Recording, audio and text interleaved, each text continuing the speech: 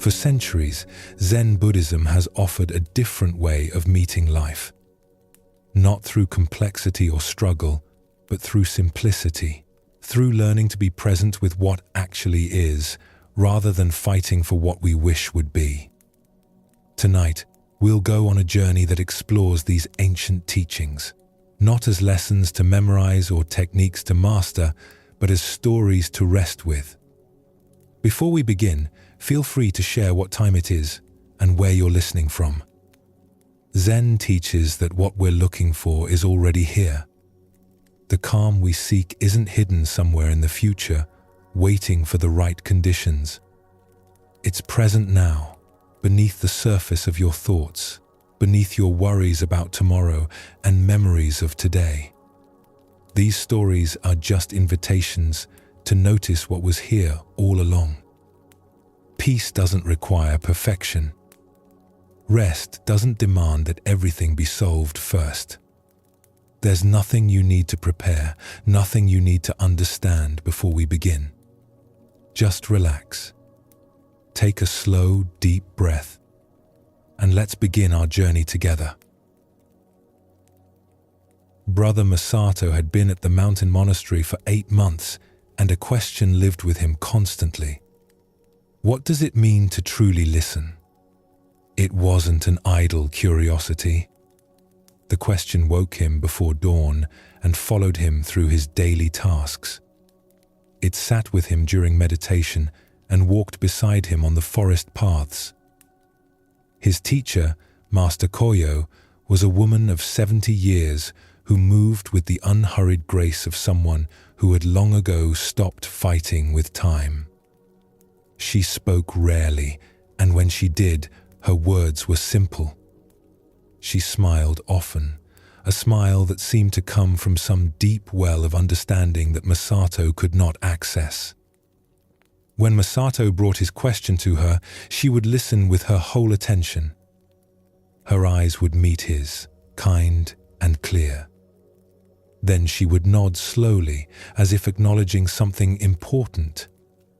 But she never answered. She would simply return to whatever task occupied her hands, sweeping the courtyard with long, even strokes, tending the vegetable garden, her fingers gentle with the young plants, preparing tea with a focus that made even that simple act seem sacred. Her silence didn't answer his question. It only made the question grow larger, more pressing. Masato watched the other monks, trying to understand what they seemed to grasp that eluded him. Some of them had been at the monastery for years. They moved through their days with a quality of presence that he envied. When they sat in meditation, their faces became still as mountain lakes. When they worked, they seemed fully absorbed in each task, no matter how ordinary. Masato tried to copy them. He tried to be present. He tried to listen. But his mind was always somewhere else, always searching, always asking its question. One morning in early autumn, the air carried the first hint of coolness after the long summer. The maple trees around the temple were just beginning to turn, touches of red appearing among the green. Master Koyo assigned Masato the task of clearing fallen leaves from around the temple's main entrance. He found the rake leaning against the wall where it was kept and carried it to the front steps.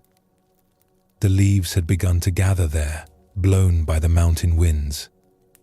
Red and gold, they made a thick carpet across the stone pathway.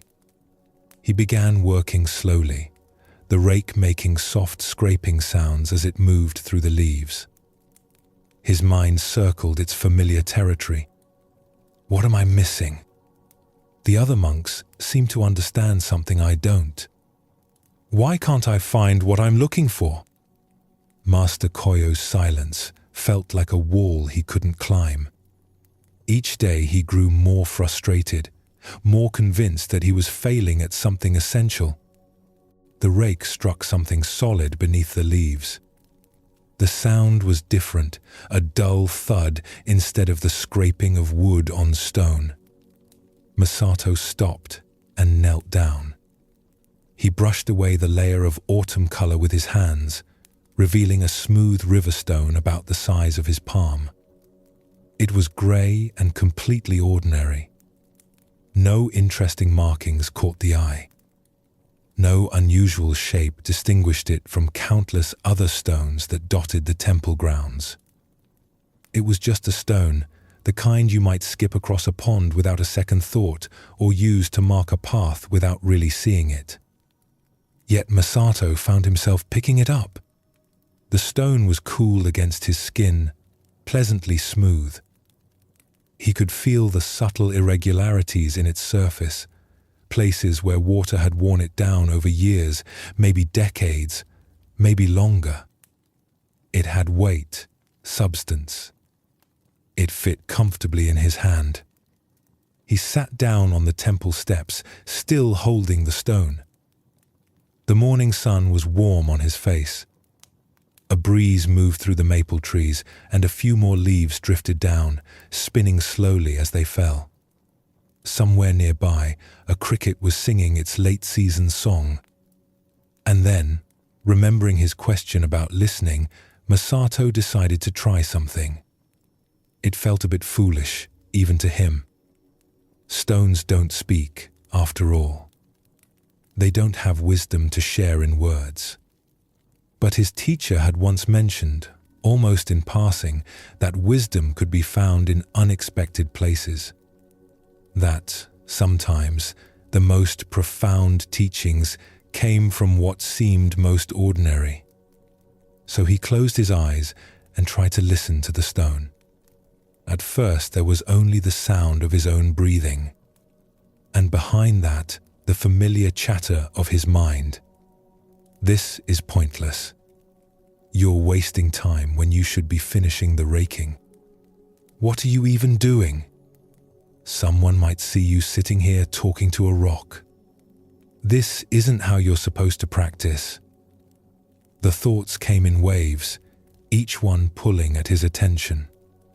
His mind wanted to analyze, to judge, to move on to the next thing. It wanted to be anywhere but here, holding this stone, trying to listen. But he kept sitting. Something stubborn in him refused to give up, even though he wasn't sure what he was trying to do. He kept holding the stone, feeling its coolness, its weight. He kept his eyes closed. He kept trying to listen, though he didn't know what that meant anymore. Minutes passed. The cricket kept singing. The breeze kept moving through the trees. Gradually, without him noticing exactly when it happened, something began to shift. Not dramatically. There was no sudden flash of insight. Just a gentle softening, like ice beginning to thaw at the edges. His mind's chatter didn't stop completely, but it became quieter, more distant, like voices in another room. And in that quieter space, he became aware of other things. The wind moving through the pine trees nearby, a sound he had heard every day, but never really listened to. The branches swayed and the needles rustled, creating a soft whisper that rose and fell. He heard birds calling to one another in the distance, their voices clear and bright in the morning air. One sang 3 notes, high and sweet. Another answered with a different pattern, lower and more complex. The faint murmur of monks chanting came from inside the hall. The morning service had begun. Their voices blended together like water over stones, individual words disappearing into a flow of sound that seemed to come from everywhere and nowhere at once. And still Masato listened, his attention widening. He heard the whisper of his own breath moving in and out, a sound so constant he usually forgot it was there. He felt the steady rhythm of his heart, the pulse of blood through his body. His thumb moved slightly against the stone surface, and he heard even that, the faint sound of skin on stone. Beneath all the individual sounds, there was something else. Not a sound exactly, but a presence. A kind of quiet hum that seemed to hold everything together. The simple fact of existence itself. Morning. Mountain. Breathing. Being. The stone remained in his hand. Cool. Smooth. Silent. Unchanging. It had no wisdom to offer in words. It made no promises. It simply was what it was, completely and without question. Masato exhaled slowly and opened his eyes. The world looked the same as before. The stone looked exactly as it had when he first picked it up. Grey, ordinary, unremarkable. The leaves still covered the pathway. The rake still leaned against his leg where he had set it down. Yet, something had changed. Not in the stone. Not in the world around him. In him. In how he was meeting the moment. He stood slowly, still holding the stone. His legs had stiffened a bit from sitting, and he stretched them carefully. Then he walked to where Master Koyo was sweeping the path that led to the garden. Her movements were rhythmic and peaceful, the broom making long, even strokes across the stones. Masato approached and bowed. He placed the stone on the ground before her, saying nothing. Words felt unnecessary now, somehow too small for what he wanted to express. The old woman stopped sweeping. She looked down at the stone for a long moment, her eyes soft. Then she looked at Masato, and something in her expression shifted. Recognition, perhaps, or acknowledgement. Her eyes were warm and knowing, carrying that quality of understanding he had noticed before, but never quite grasped. "You have listened well," she said quietly. Her voice was gentle, almost a whisper, but it carried clearly in the morning air. Masato bowed again, deeper this time. He realized he didn't need to ask his question anymore. The stone had answered it, not through words or explanations, but through the quality of silence it had invited him into. Through the simple act of being present with something completely ordinary until it revealed itself as extraordinary.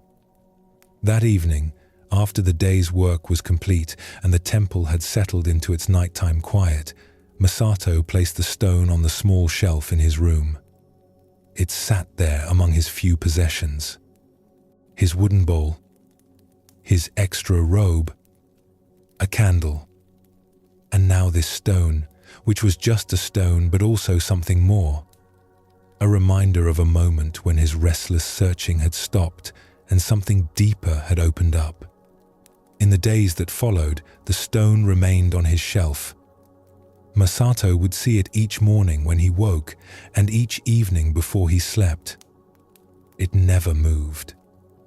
It never changed. It was exactly what it had always been. Yet, each time he looked at it, he remembered that morning on the temple steps. The moment when he learned to listen with more than just his ears. When he discovered that what he had been searching for wasn't hidden somewhere else. It was right here, in the simple act of paying attention, in becoming quiet enough to hear what had been present all along. This story speaks to something at the heart of Zen Buddhism. We spend so much time looking for wisdom in complicated places. We read books, study teachings, ask questions of teachers and masters. We search for answers, for techniques, for some special knowledge that will unlock understanding. We think wisdom must be difficult, must require years of practice or special insight. But the stone teaches something else. It teaches that what we're looking for isn't hidden in complexity. It's present in the simplest things, if we can learn to be present with them. Masato's question about listening was a genuine question, coming from a real longing to understand. But notice that he didn't get an answer in words. Master Koyo could have explained what true listening means. She could have given him techniques or practices, steps to follow, concepts to grasp. Instead, she just kept being quiet. Kept doing simple tasks with complete attention. She was showing him rather than telling him, inviting him to discover through his own experience what couldn't be captured in explanation. The stone became Masato's teacher because he finally stopped trying so hard to understand and just sat with it. He gave it his full attention, not analyzing it or thinking about it or trying to figure out what it meant, just being present with this ordinary piece of the mountain. What he discovered was that listening isn't really about the ears at all. It's about a quality of attention that includes everything. When we truly listen, we're not just hearing sounds. We're opening ourselves to the whole present moment. The wind, the birds, the breathing, the heartbeat, the silence that holds all sounds. The simple fact of being alive and aware. This is what Zen Buddhism means by presence. Not thinking about the moment, not analyzing it or trying to understand it or figure out what to do with it. Just being here, fully, with whatever is happening. The stone couldn't teach this through words. It could only invite Masato into a different way of being, and he had to accept that invitation himself. What's interesting is that the stone itself didn't change. It was the same before and after. Grey, ordinary, smooth. Masato was the one who changed. He stopped searching for understanding somewhere else and discovered it right where he was.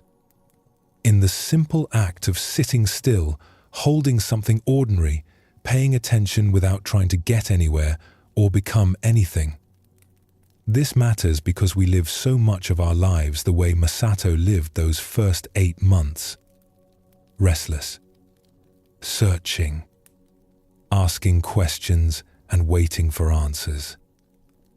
Thinking that peace or wisdom or understanding is somewhere other than here, sometime other than now.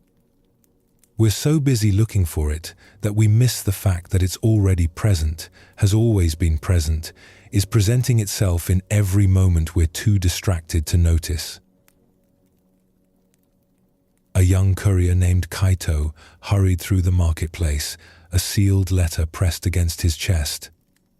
His hand held it tightly, as if the paper might somehow escape if he loosened his grip. The governor was waiting for this message, and Kaito had been entrusted with its delivery. The responsibility felt heavy, important. There was no time to waste. His feet moved quickly through the crowded square, dodging between merchants and shoppers, his eyes focused on the path ahead. The market was busy that morning, as it always was, when the weather was good and the farmers had brought their produce down from the surrounding hills. The square was filled with color and sound and movement.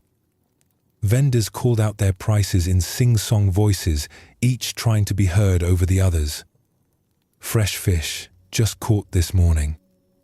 Persimmons, sweet and ripe. Rice, the best quality. Cartwheels rattled over the uneven stone pavement, and somewhere a dog was barking. The smell of roasted chestnuts mixed with incense smoke drifting from a nearby temple. A woman was selling flowers, their fragrance adding another layer to the market's complex scent. People moved in every direction, each absorbed in their own purpose. Shopping for the evening meal. Meeting friends.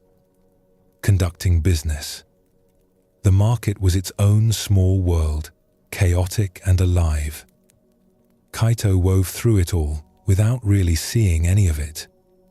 His mind was entirely on his task. Get to the governor's residence. Don't be late.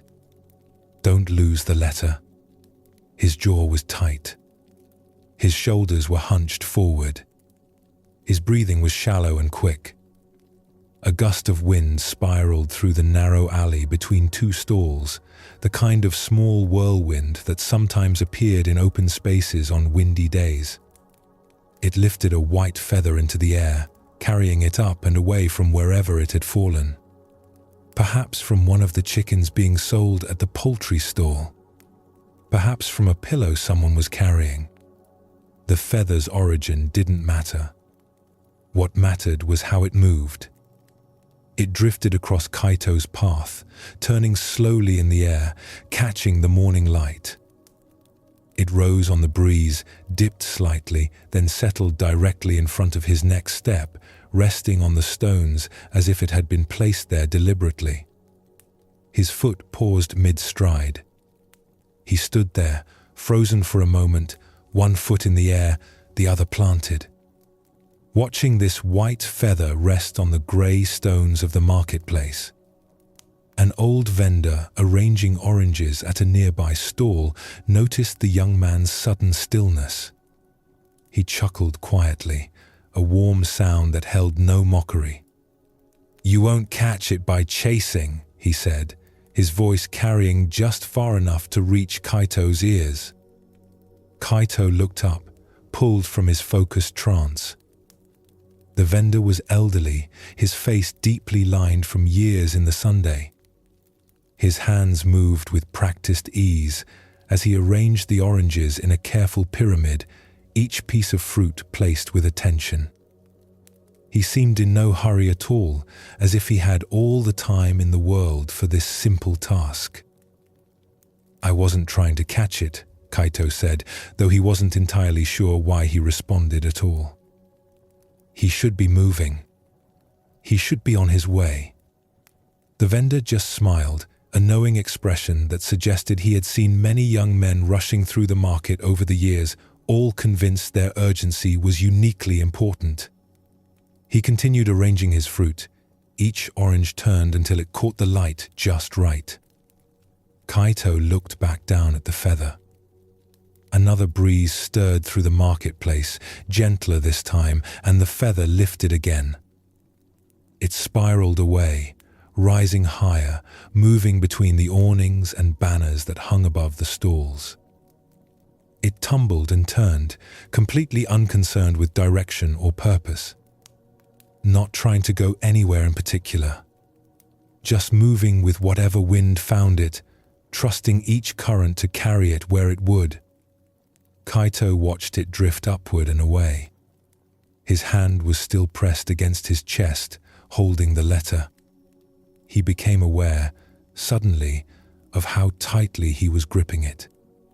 How fast his heart was beating beneath his palm. How his whole body felt clenched with urgency, every muscle tight with the need to hurry. The feather disappeared over a rooftop, and still Kaito stood there. He took a breath, a real breath, deeper than the shallow gasps he'd been taking as he rushed through the square. The smell of roasted chestnuts reached him again. This time, he actually noticed it. Warm and sweet, with a hint of smoke. His stomach responded, reminding him he'd left the house without eating. Someone was playing a flute somewhere beyond the square. The notes floated through the air, gentle and unhurried. A simple melody, probably a street musician hoping for a few coins. The music wove between the vendors' calls and the cart wheels and the conversations, adding something soft to the market's busy sounds. The vendor was still arranging his oranges, and Kaito found himself watching. The old man's movements were slow and deliberate. Each piece of fruit was picked up, examined, then placed with care. The morning sun lit up the oranges, making them glow like small lanterns. The pyramid was growing, each level carefully constructed to support the next. Kaito realized he had passed this stall many times. Dozens of times. Maybe hundreds in the months he'd been working as a courier. But he'd never really seen it. Never noticed the care the vendor took with his display. Never watched how the morning light transformed ordinary fruit into something beautiful. He loosened his grip on the letter. His shoulders dropped slightly, releasing tension he hadn't known he was carrying. His breathing slowed and deepened. The letter still needed to be delivered. That hadn't changed. The governor was still waiting. The message was still important. But Kaito found himself wondering if it truly had to be this very second. If perhaps the message would arrive exactly when it needed to, whether he ran there in a panic or walked with some awareness of the world around him. Whether arriving 2 minutes later would actually matter, or if his urgency was just a habit, a way of moving through the world that he'd never questioned.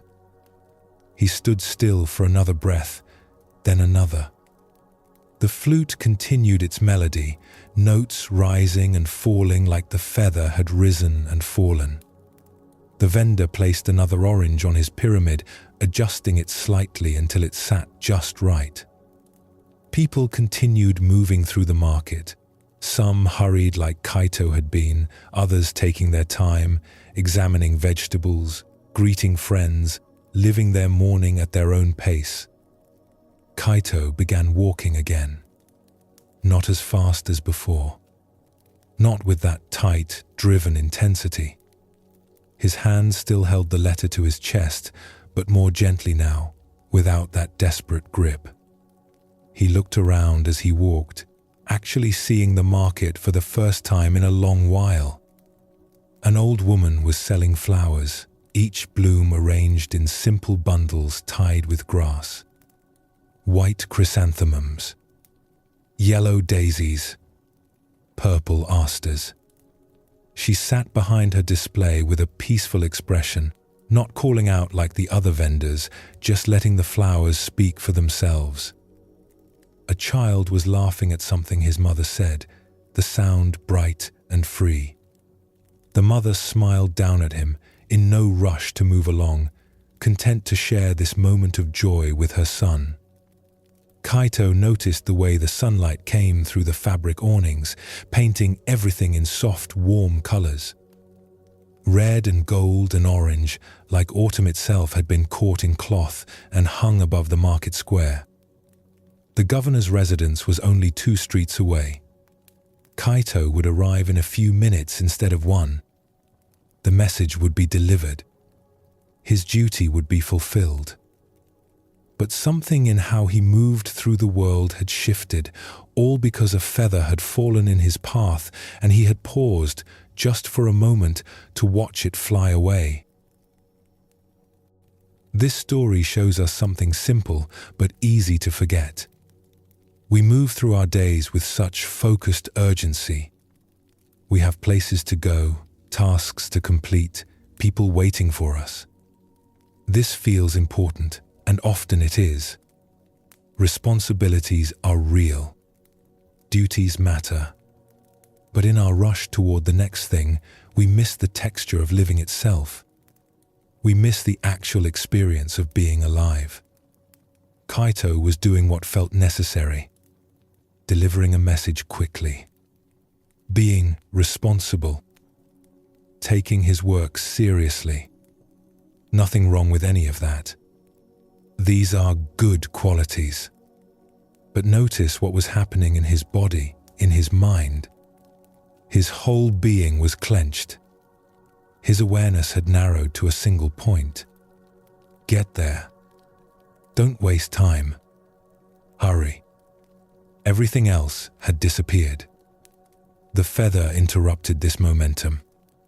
Not dramatically. Not with force or demand. Just gently, with its simple presence.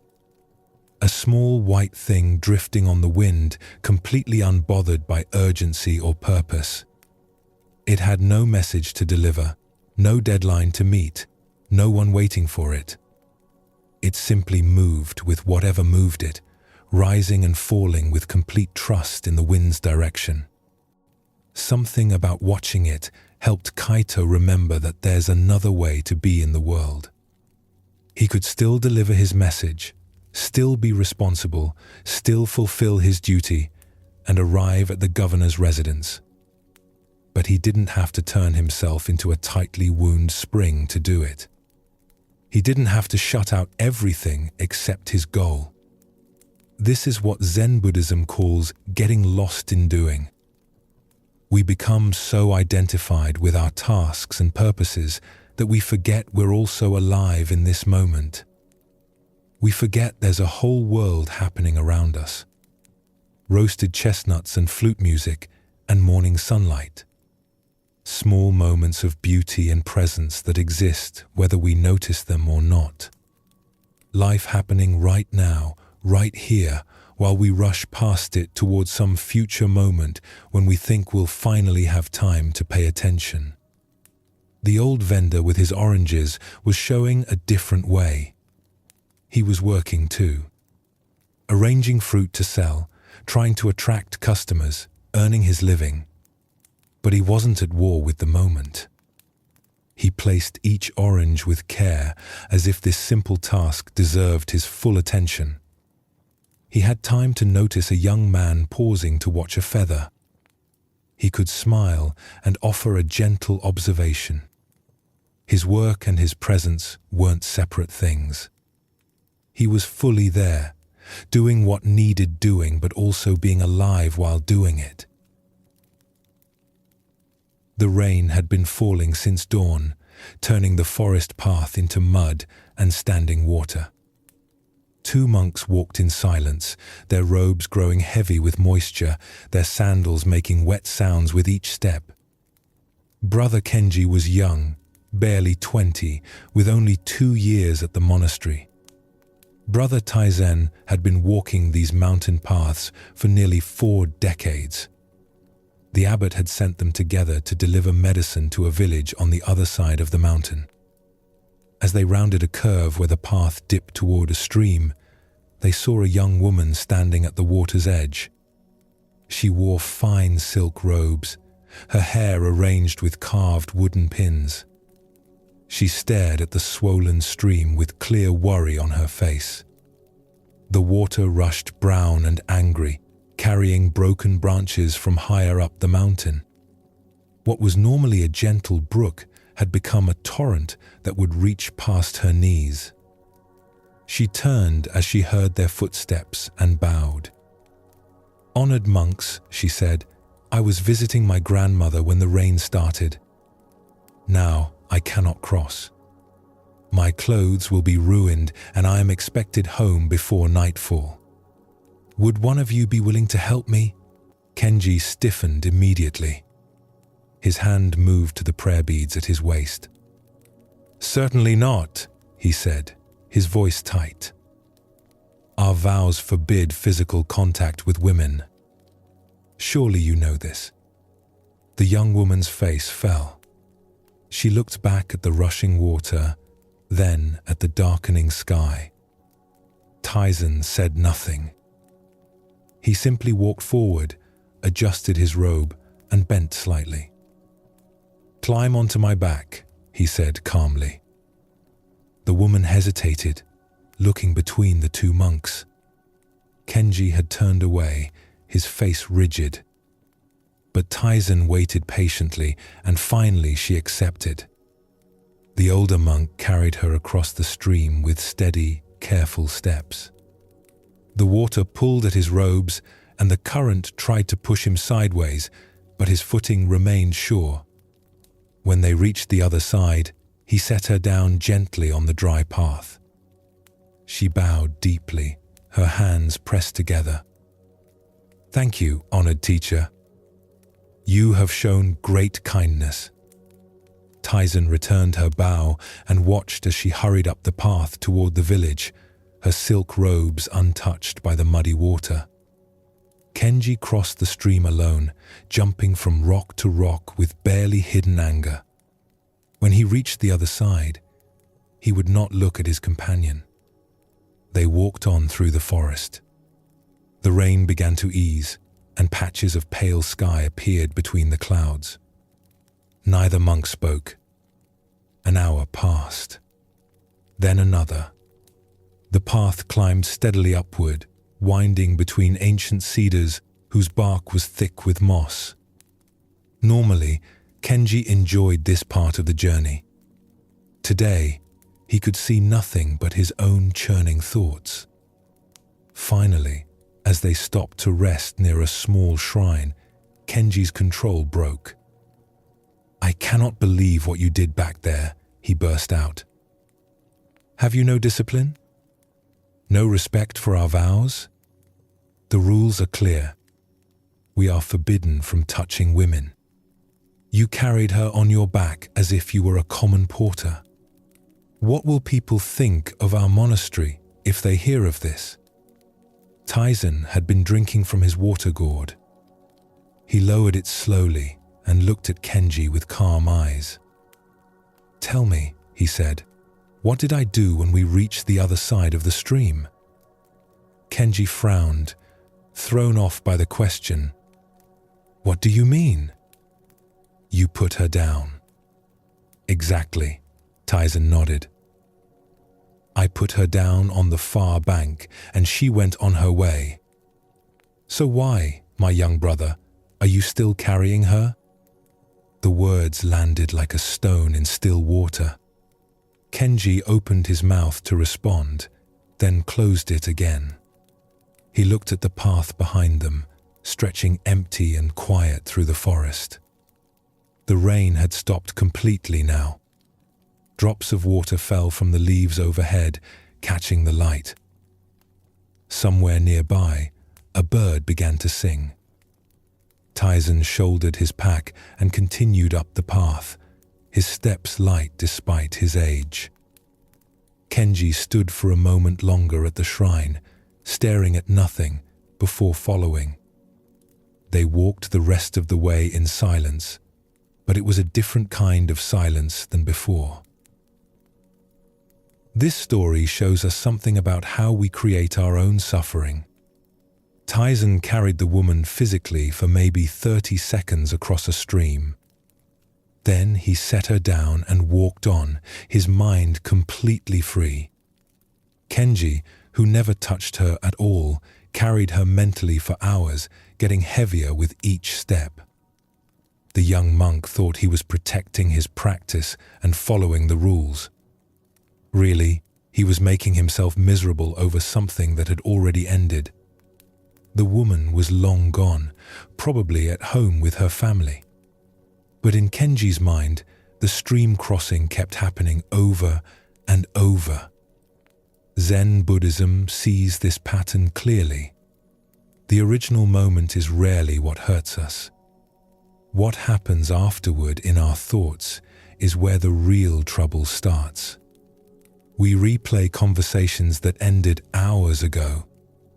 We go over moments of embarrassment or anger from yesterday, last week, even years past. These mental replays feel like we're dealing with the situation. Actually, we're just creating fresh pain in the present moment. Taizen's question cuts right through this habit. When we hold on to something mentally long after it's physically over, we're the ones making the burden. The person who upset us has moved on. The embarrassing moment is done. The difficult conversation ended.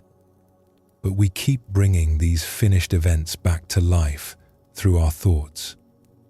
What's interesting is that Kenji was carrying something that weighed nothing. An event that was over. A woman who was gone. His arms were empty, but his mind was full. This is what thoughts do when we give them too much power. They can make us tired from carrying air. Zen doesn't say we should ignore what happened or pretend difficult things didn't occur. Taizen didn't pretend he hadn't carried the woman. He just didn't need to carry her any further than the opposite bank. The action was complete. Why make it continue? This matters especially when we're trying to rest. The mind often becomes most active right when we finally lie down. Every unfinished conversation from the day comes back. Every awkward moment replays itself. Every worry about tomorrow shows up. We're like Kenji, carrying things that have already been set down. The practice isn't forcing thoughts away. That's just another kind of carrying. It's more like noticing when we're adding weight that doesn't need to be there. Oh, this is a memory, not something happening now. Oh, I'm rehearsing an argument that's already over. Just seeing this clearly can change something. What Zen Buddhism offers is permission to put things down, not by fighting them, but by recognizing that carrying them is a choice we keep making without realizing it. The moment passes on its own. We're the ones who keep calling it back. A merchant named Hiroshi had spent 30 years building his trading business. He started with nothing and worked his way up to 3 shops in different villages. He employed a dozen workers and made a decent living. One spring morning, Hiroshi prepared for his monthly journey to check on his businesses. He loaded his traveling pack carefully. Account books, letters to his shop managers, samples of goods, several strings of copper coins for payments. But as he lifted the pack, something felt wrong. It seemed heavier than usual, pulling at his shoulders with unexpected weight. He set it down and opened it, checking everything. Nothing was missing. Nothing extra. Yet, when he shouldered it again, the weight felt almost unbearable. His wife noticed his struggle. "Perhaps you're getting sick," she suggested. "Maybe you should rest today." But Hiroshi shook his head. His first shop was expecting a payment, and his second shop's manager had written with concerns that needed addressing. He couldn't delay. He adjusted the straps and set out. The path to the first village took him up a steep mountain trail. Normally, Hiroshi enjoyed this walk. The views were good, and the physical effort helped clear his mind for business. Today, every step felt hard. His breathing came heavy. His shoulders ached. The pack seemed to grow heavier with each hour. By the time he reached the first village, he was exhausted. He delivered the payment and checked the accounts, but his usual sharpness was gone. The shop manager asked him questions about ordering new stock, and Hiroshi found himself unable to think clearly. "Are you feeling well, Master Hiroshi?" the manager asked. "You look pale." "Just tired from the journey," Hiroshi replied. The pack was heavy today. He stayed the night at the village inn, hoping sleep would help. But the next morning, the pack felt even heavier. The walk to the second village took twice as long as usual. Hiroshi had to stop and rest every few hundred paces, setting the pack down before forcing himself to pick it up again. At the second shop, the manager was waiting with concerns about a supplier delivering poor quality goods. Normally, Hiroshi would have offered clear guidance. Today, his mind felt as heavy as his pack. He gave vague instructions and left quickly. The third village was still 2 days away. Hiroshi sat at a roadside shrine, looking at his pack with something close to despair. He couldn't continue like this. An old monk appeared on the path, walking easily despite his age. He carried nothing but a small bundle and a walking stick. When he saw Hiroshi slumped at the shrine, he paused. "You look troubled, friend," the monk said. Hiroshi gestured at his pack. This burden has become impossible. I don't know what's wrong with me. The monk studied the pack. May I? He asked, reaching for it. Hiroshi nodded. The monk lifted the pack easily, testing its weight. This is not particularly heavy, he observed. What's inside? Business items, Hiroshi said. Account books, letters, some coins. Nothing unusual. And yet it feels unbearable to you? For 2 days now, yes. The monk sat beside Hiroshi at the shrine. Tell me about your business. Hiroshi wasn't sure why he opened up to this stranger, but something about the monk's presence made it easy. He explained about his 3 shops, his employees, his responsibilities. And then, though he hadn't planned to, he found himself talking about his worries. The truth is, Hiroshi said slowly, I'm not sure any of this matters anymore. My eldest son has no interest in the business. He wants to become a scholar. My younger son is too wild. When I'm gone, everything I've built will probably fall apart. And even now, I see problems I can't solve. The shop in the second village is losing customers. The economy is changing. Merchants from the city are taking business from small traders like me. He continued, words tumbling out. I lie awake wondering if I've wasted my life. All this work, and for what? To leave my sons with businesses they don't want? To struggle against changes I can't control? When he finally stopped, the monk was quiet for a long moment. Then he reached over and began untying Hiroshi's pack. He opened it and carefully removed each item, setting them on the shrine's stone steps. Account books, letters, coins, fabric samples. Everything came out until the pack was completely empty. The monk held up the empty pack. Lift this, he said. Hiroshi took it, confused. It weighed almost nothing. Now, the monk said, tell me how this empty bag has been making your journey so difficult. Hiroshi stared at the pack in his hands. But it wasn't empty. All these things, he gestured at the items spread across the steps. These things? The monk asked, picking up an account book. This weighs maybe half a pound. And these coins? He lifted a string of copper. Less than a pound. Altogether, maybe 5 or 6 pounds. But it felt like 50 pounds, Hiroshi said. Yes, the monk agreed. Because you were carrying much more than what's in your pack. You've been carrying all your fears about the future. Your worries about your sons, your doubts about whether your life matters, your struggles against changes you cannot control. These invisible weights are far heavier than any physical load.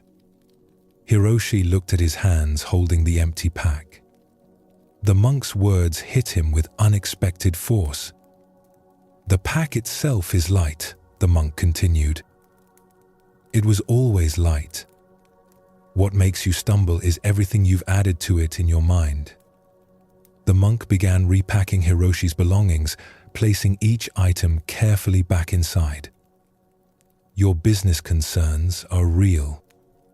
Your worries about your sons have reasons. But carrying these worries as you walk doesn't make them lighter. It only makes you heavier. Hiroshi watched as the monk closed the pack and held it out.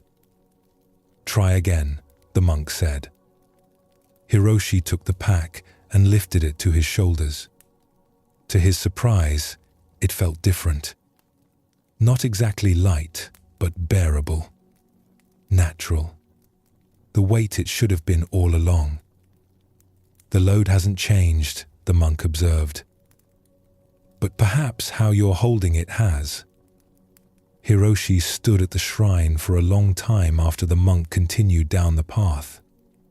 He looked at the mountains ahead, at the road to his third shop. The journey hadn't gotten shorter. The problems hadn't disappeared. But something had shifted. He adjusted his pack and started walking. This time, his steps were steady. This story reveals another layer of what Zen Buddhism sees about burden. Where Kenji carried a memory, Hiroshi carried something harder to see, worry about things that hadn't happened yet and couldn't be controlled. The empty pack is a perfect image for this. Hiroshi's business items had real weight, but that weight was manageable. What made the pack unbearable was everything he had unconsciously added to it. His fears for the future, his sense of wasted effort, his anxiety about changes beyond his reach. These invisible additions multiplied the actual weight many times over. This is remarkably common. We carry not just the actual demands of our lives, but layer upon layer of worry and fear about those demands. A simple meeting at work becomes heavy with anxiety about performance and what others think. A conversation with family carries the weight of old patterns and future expectations. Zen Buddhism helps us see the difference between the actual weight of our responsibilities and the added weight of our mental stories about them. Hiroshi really did have business concerns. His shops really needed attention. His sons really were making unexpected choices. But carrying anxiety about these facts didn't help anything. It only made him less able to address what actually needed his attention. The monk's demonstration with the empty pack cuts through this confusion simply. When Hiroshi saw the pack without its contents, he could feel directly how light it actually was. This helped him recognize how much extra weight he had been adding through his thoughts. But notice the monk didn't suggest Hiroshi abandon his responsibilities or stop caring about his business and family.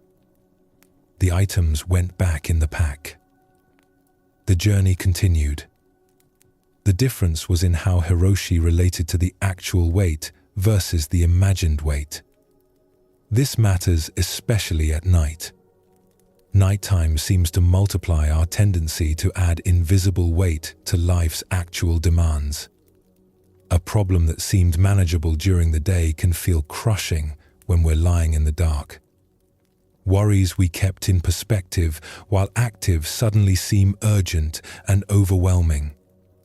What Zen sees is that if we had to solve every problem before we could feel peace, we would be trapped. Some concerns don't have quick solutions. Some worries are about things that haven't happened and may never happen. Some fears are about changes we genuinely cannot control. But recognizing the difference between the actual situation and our anxiety about the situation creates space for peace even when problems remain. Hiroshi's shops didn't suddenly become successful. His sons didn't transform. Yet he could walk on with a lighter step. The actual weight of this moment, right now, is probably much lighter than it feels. Most of what we're carrying is invisible, added by thoughts, sustained by worry. Seeing this clearly doesn't make us irresponsible. It makes us capable of responding to what's actually here instead of exhausting ourselves with what we imagine. The kitchen of Master Ren's tea house was always filled with steam and warmth. The scent of simmering broth hung in the air, mixing with the smell of fresh-cut vegetables and the faint char of the wood fire. The rhythmic sound of a knife against a cutting board provided a steady pulse to the room's activity. A young apprentice named Jiro had been assigned what seemed like the simplest task in the kitchen: stirring the soup. He stood by the great iron pot that hung over the fire, wooden spoon in hand, watching the broth swirl beneath his touch. The pot was large enough to feed everyone who came to the tea house that day, and it needed constant attention to keep the ingredients from settling and burning at the bottom. Jiro had been at the tea house for 3 months now. He had hoped to learn the art of tea preparation, the subtle movements and precise timing that Master Ren demonstrated with such grace. Instead, he found himself stirring soup, day after day, hour after hour.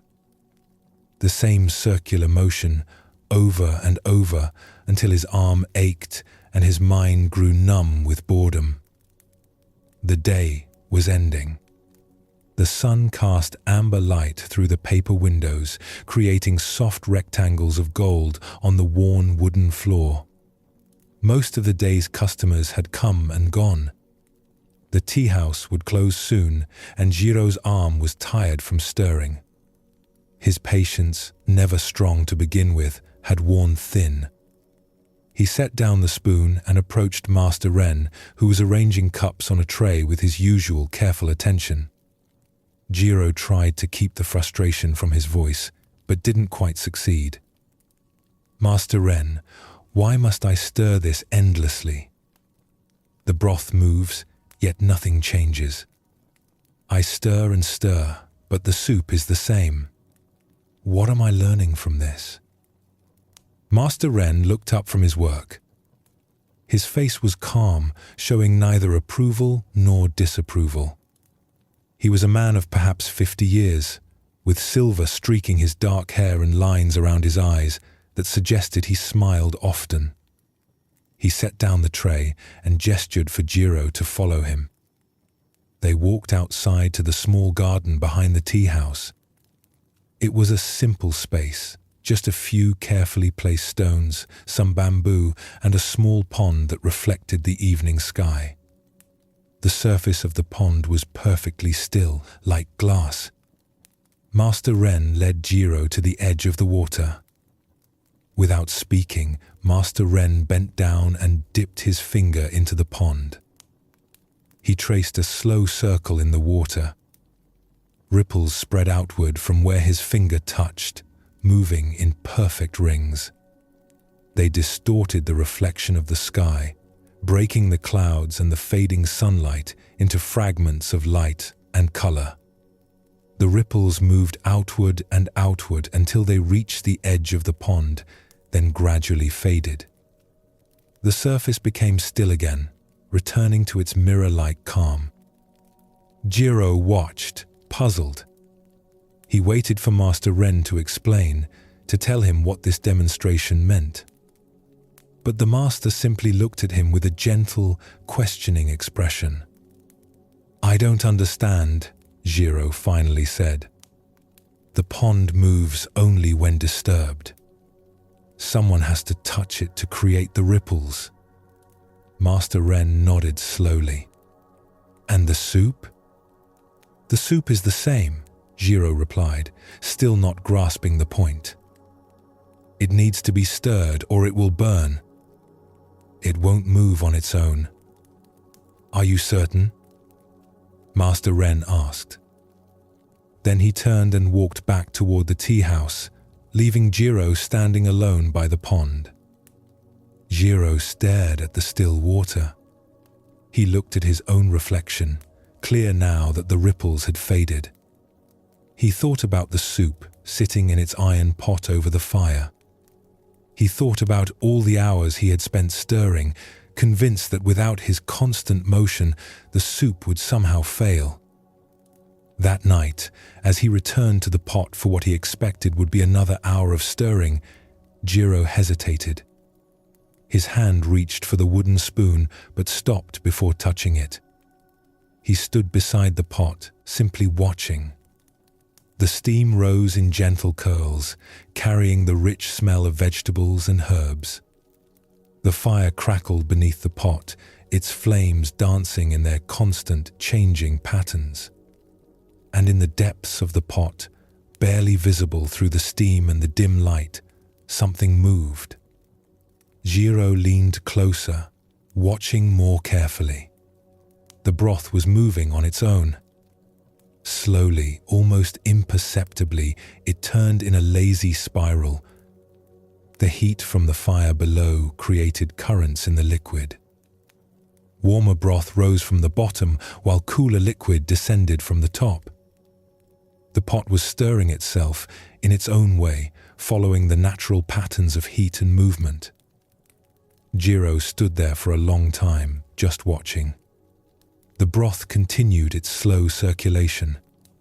Nothing burned. Nothing settled. The soup was doing exactly what it needed to do, and his constant stirring had been, if not unnecessary, then at least not as essential as he had believed. He picked up the spoon, but now his relationship to it had changed. He dipped it into the broth, but instead of his earlier forceful stirring, he moved it gently, following the existing currents rather than trying to create new ones. His motion joined with the soup's natural movement instead of fighting against it or ignoring it. Master Ren appeared in the doorway of the kitchen. He said nothing, but Jiro saw the slight nod of acknowledgement. The master had known all along what Jiro needed to discover, that sometimes our help becomes interference, that sometimes the best action is the smallest action, the one that works with what's already happening rather than imposing a new pattern. In the days that followed, Jiro's relationship with the soup pot changed entirely. He still stirred, but with a different quality of attention. He learned to feel when the broth needed encouragement and when it needed to be left alone. He discovered that there were rhythms to the cooking that he could join, but couldn't force. His arm stopped aching because he had stopped fighting against the natural movement of the liquid. More than that, something in his mind had shifted. He began to notice this same pattern everywhere. In the garden, plants grew at their own pace, regardless of how much he wished them to hurry. In the tea house, conversations between customers flowed in their own directions, following paths that couldn't be predetermined.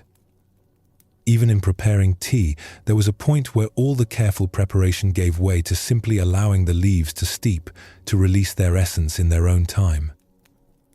Master Ren still hadn't taught him the formal tea ceremony, but Jiro was beginning to understand that perhaps he was learning something more fundamental. Something about the difference between doing and overdoing. About recognizing when to act and when to allow. About the wisdom of sometimes stepping back and trusting that processes have their own intelligence. This story contains something central to Zen Buddhism's teaching about action. We live in a world that constantly tells us to do more, try harder, stay busy, keep moving. We believe that our worth comes from our constant activity, that if we're not actively making things happen, we're somehow failing. But notice what Jiro discovered. The soup didn't need his constant, forceful stirring. It had its own way of moving, created by the natural physics of heat and liquid. His stirring wasn't wrong, but his belief that the soup couldn't function without it was mistaken. He was adding effort where less effort would serve better. This is what Zen calls Wu Wei, often translated as non-doing or effortless action. It doesn't mean doing nothing. It means not adding unnecessary action to what's already happening naturally. It means learning to feel the difference between helpful engagement and interference disguised as help. Think about how much energy we spend in forceful stirring. We try to make relationships develop faster than they naturally would. We push against our own creative processes, demanding immediate results. We attempt to force solutions to problems that might resolve themselves if given time and space. We stay busy with motion that creates the illusion of progress, while actually preventing natural development. Jiro's tired arm was a signal. His frustration was a signal. These were signs that he was working against something rather than with it. But we often ignore these signals, thinking that difficulty means we need to try harder, that resistance means we need to push more forcefully. What Master Ren showed with the pond was elegant. A finger touching water creates ripples. Remove the finger and the ripples fade. The water returns to stillness on its own. No one needs to make it calm again. This is the nature of things when left to follow their own course. The soup, too, had its own nature. Heat rises. Cooler liquid descends. This creates circulation without anyone forcing it. Jiro's role wasn't to create this movement, but to work gently with it, to guide it slightly when needed, to trust it most of the time. This teaching appears throughout Zen Buddhism. The best action often feels effortless because it's aligned with what wants to happen anyway. A skilled craftsman's hands move almost automatically, not from mindless repetition, but from deep understanding of the material. A gardener learns when to prune and when to let growth take its course. A teacher knows when to speak and when to remain silent, trusting the student's own process of understanding. What changes isn't that we stop acting. Jiro still stirred the soup, but the quality of action transforms. Instead of forceful imposition, there's gentle cooperation. Instead of constant interference, there's trust in natural processes with occasional guidance. Instead of exhausting ourselves with unnecessary effort, we learn to recognize where our energy actually serves. A traveler named Sora stood at the edge of the bamboo bridge, watching it sway in the wind. The bridge stretched across a wide river gorge, connecting the path she was on to the continuation of the trail on the other side. It was the only way forward. The only way back was 3 days of walking. The rain had passed through that morning, leaving everything wet and shining. But the river below still churned violently, swollen with runoff from the mountains. The water was brown and fast, carrying broken branches and debris. The sound of it filled the air, a constant roar that spoke of power and danger. The bridge itself was made of bamboo poles lashed together with rope, with bamboo railings on either side. It was a local construction, probably rebuilt every few years as the old materials wore out. Right now, it swayed back and forth in the wind that funneled through the gorge. Not dramatically, but enough to make Sora's stomach tighten with fear. She had crossed bridges before. Many bridges, but always sturdy ones, made of stone or heavy timber. This bamboo construction looked so fragile, so temporary. She could see through the gaps between the poles to the churning water far below. The whole thing moved like something alive, responding to every gust of wind. An old ferryman emerged from a small hut built into the cliff face nearby. Sora hadn't noticed the hut until he appeared. He was weathered and lean, with skin darkened by years in the sun and wind. He carried a wooden bucket and moved with the careful balance of someone who had spent his life in unstable places. "Excuse me," Sora called to him. "This bridge, is it safe? It looks so unsteady." The ferryman paused and looked at her. Then he looked at the bridge with an expression that suggested he had seen it 1,000 times and found nothing remarkable about it. He set down his bucket and walked to the edge of the path. Without a word, he picked up a fallen leaf from the ground, one of the many that had been stripped from the trees by the morning rain. He walked onto the bridge, his feet finding the bamboo poles with practiced ease and placed the leaf on the surface about halfway across. The bridge swayed beneath him. The leaf trembled, then settled. The ferryman walked back to solid ground and looked at Sora with raised eyebrows, as if to say, "See?" But Sora shook her head. A leaf is not a person. A leaf weighs nothing. How do I know the bridge will hold me? The ferryman picked up his bucket and gestured toward the river gorge below. "Is the water solid?" he asked. His voice was rough from disuse, like he didn't speak often. Sora frowned at the question. "Of course not. Water is always moving." "And yet," the ferryman said, "does it not hold the boats?" He pointed downriver where, in the distance, she could see the tiny shape of a boat navigating the current. Before she could respond, he walked back to his hut and disappeared inside, apparently done with the conversation. Sora stood alone at the bridge's edge. The wind sighed through the bamboo, making the poles creak and the rope groan. The leaf still lay where the ferryman had placed it, undisturbed despite the bridge's movement. She thought about the ferryman's question. Water wasn't solid, yet boats floated on it. Water was always moving, always changing, yet it could be trusted to support what rested on its surface. The boat didn't need the water to be still or solid.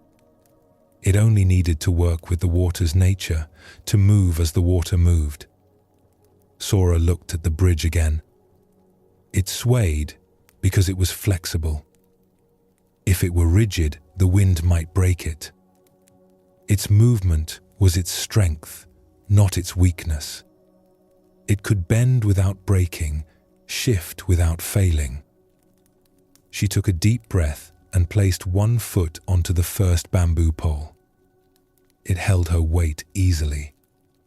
The bridge swayed slightly, responding to her presence, but it didn't feel dangerous. It felt responsive, alive, aware of her in some way. She placed her other foot forward. The bridge continued to sway gently. She could feel it moving beneath her, adjusting to her weight, distributing the load across its structure. It was unsettling at first, this constant motion. But as she took another step, and then another, she began to understand. The trick wasn't to fight the movement. It was to move with it. When the bridge swayed left, she leaned slightly left. When it swayed right, she adjusted right. Her body began to find its own rhythm with the bridge's rhythm. They were dancing together, in a sense, each responding to the other. Halfway across, she reached the leaf. She paused there, looking down at it. The leaf had known something she was only now learning. It didn't resist the bridge's movement. It simply rested there, light and trusting, moving when the bridge moved, still when the bridge was still. She continued to the other side, her steps growing more confident. By the time she reached the far edge and stepped onto solid ground again, something had changed. Not in the bridge. In her. She turned and looked back across the gorge. The bridge still swayed in the wind. It looked just as unstable as it had before. But she no longer saw it as dangerous. She saw it as wise, as perfectly designed for the forces it had to navigate. Its flexibility was what allowed it to survive in this wind-torn gorge. A rigid bridge would have been destroyed long ago. Sora continued on her journey, but she carried the bridge's teaching with her. That sometimes what looks unstable is actually more trustworthy than what appears solid. That flexibility can be stronger than rigidity. That moving with something is often safer than trying to remain completely still. This story touches something essential in Zen Buddhism's understanding of how to live. We spend so much energy trying to create stability, trying to build lives that won't move or change or sway. We want solid ground beneath our feet at all times. We want certainty, security, permanence. But the bridge teaches a different wisdom. It teaches that flexibility is strength, that what bends can survive forces that would break rigid structures. That trust sometimes means accepting movement rather than demanding stillness. Sora's fear at the bridge's edge was natural. Our instinct is to trust what feels solid and fear what moves. But notice what the ferryman revealed. The leaf rested on the swaying bridge without fear. The boat floated on moving water without sinking. Neither needed stillness to be safe. They needed only to work with the movement rather than against it. Think about the areas of life where we demand solidity. Relationships must never change. Jobs must provide permanent security. Understanding must be fixed and final. But life isn't built that way. Relationships grow and shift. Work changes. Understanding deepens and sometimes has to be revised. When we insist that these things remain rigid, we create suffering for ourselves. Sora's journey across wasn't about conquering her fear through force of will. It was about learning to move differently. When she stopped resisting the bridge's sway and started moving with it, the crossing became not just possible but natural. Her body found its rhythm with the bridge's rhythm. They collaborated rather than fought. This teaching appears everywhere in Zen practice. In meditation, we learn that thoughts will move through the mind like wind through a gorge. We can exhaust ourselves trying to make the mind completely still, or we can learn to sit peacefully while thoughts come and go. In daily life, we can rage against change and uncertainty, or we can develop the flexibility to move with them. What makes this difficult is that flexibility requires trust. Sora had to trust the bridge before she could learn to move with it. She had to take that first step without certainty about what would happen. This is the leap that Zen often asks of us. Not blind trust, but trust earned through testing, through actually stepping onto the bridge and discovering that it holds. This is how we learn to trust life's instability. Not through believing it will suddenly become stable, but through discovering we can find our balance within the movement. The bridge will always sway. The water will always flow. The question is whether we can dance with this reality or whether we'll spend our lives frozen at the edge, demanding a solidity that doesn't exist. In the mountains beyond the temple, a master archer named Kai practiced in solitude. His name was known in the valley below. Travelers spoke of his skill with quiet respect. Every arrow found its mark. Every shot was perfect in form and execution. The practice ground was a clearing in the forest, surrounded by ancient pines. A wooden target stood at the far end, its center marked by rings of red and white paint. The paint was fresh because Kai replaced the target often. His arrows had a way of destroying what they struck. A wandering monk appeared one afternoon, drawn by the rhythmic sound of arrows hitting wood. He stood at the edge of the clearing, watching in silence. Kai continued his practice, unaware or unconcerned with the observer. Draw, aim, release. Draw, aim, release.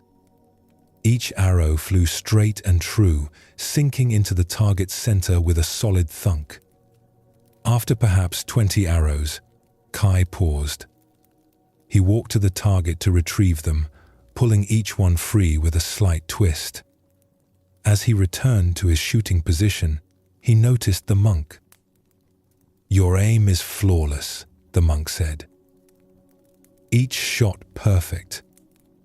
Kai nodded, accepting the compliment without false modesty. He had worked many years to achieve this level of skill. Thousands of hours of practice, his muscles trained to move with precision, his mind trained to focus without wavering. "But is it effortless?" the monk asked. Kai frowned. "What do you mean? I have trained for years to perfect my technique." The monk bent down and picked up a small twig from the forest floor. Without warning, he tossed it into the air. The wind caught it immediately, sending it tumbling and spinning through the clearing. It rose, twisted, turned, and finally landed softly on a bed of pine needles. "The twig has no training," the monk observed. "Yet it follows its path perfectly." Kai set down his bow. A twig is not an arrow. A twig is carried by the wind. An arrow must be guided by the archer. Without guidance, it flies wild and misses the target. The monk smiled, a gentle expression that held no mockery. "Then shoot without guiding." Kai almost laughed. "That makes no sense." The whole art of archery is in the guidance. The stance, the draw, the aim, the release. Every element carefully controlled. "Try," the monk said simply. Then he walked to the edge of the clearing and sat down against a tree, apparently content to watch whatever would happen next. Kai looked at his bow, then at the target. He had spent years perfecting his control over every aspect of the shot. Now this monk wanted him to release that control? It seemed absurd. But something in the monk's quiet confidence made him curious. He nocked another arrow and lifted the bow. He drew back the string to his anchor point, his form perfect as always. He aimed at the target's center, his eye finding the exact point he wanted to hit. And then, as he began to release, he tried to let go of the guidance. To just release without that final moment of adjustment that he always made. His fingers twitched. The arrow veered slightly, missing the center by several inches. It still hit the target, but it was far from his usual standard. Kai lowered his bow, frustrated. The monk said nothing, just watched with that same gentle smile. Kai tried again. Drew, aimed, released. This time, he was more aware of all the tiny adjustments he made. The slight shift of his shoulder to compensate for wind. The minute change in his hand position to correct the arrow's flight. The unconscious calculation that happened in the moment before release. So many tiny interventions, all happening so fast he normally didn't notice them. When he tried to stop making these adjustments, to just let the arrow fly, it felt wrong. Uncontrolled. Dangerous. He tried a third time, then a fourth. Each shot was worse than his normal standard. The monk continued sitting, apparently in no hurry. Finally, Kai set down his bow and walked over to where the monk sat. "I don't understand what you're asking. How can I shoot without guidance? The guidance is what makes the shot accurate." The monk gestured at the forest around them. "Watch the trees for a moment." Kai looked. The wind was moving through the pines, bending their branches, making them sway. But the trees weren't resisting. They weren't trying to stay rigid against the wind's force. They bent, flexed, moved with each gust. And when the gust passed, they returned to their natural position. "The trees don't guide the wind," the monk said. "They don't try to control it. But they also don't break. They've learned to move with forces they cannot control."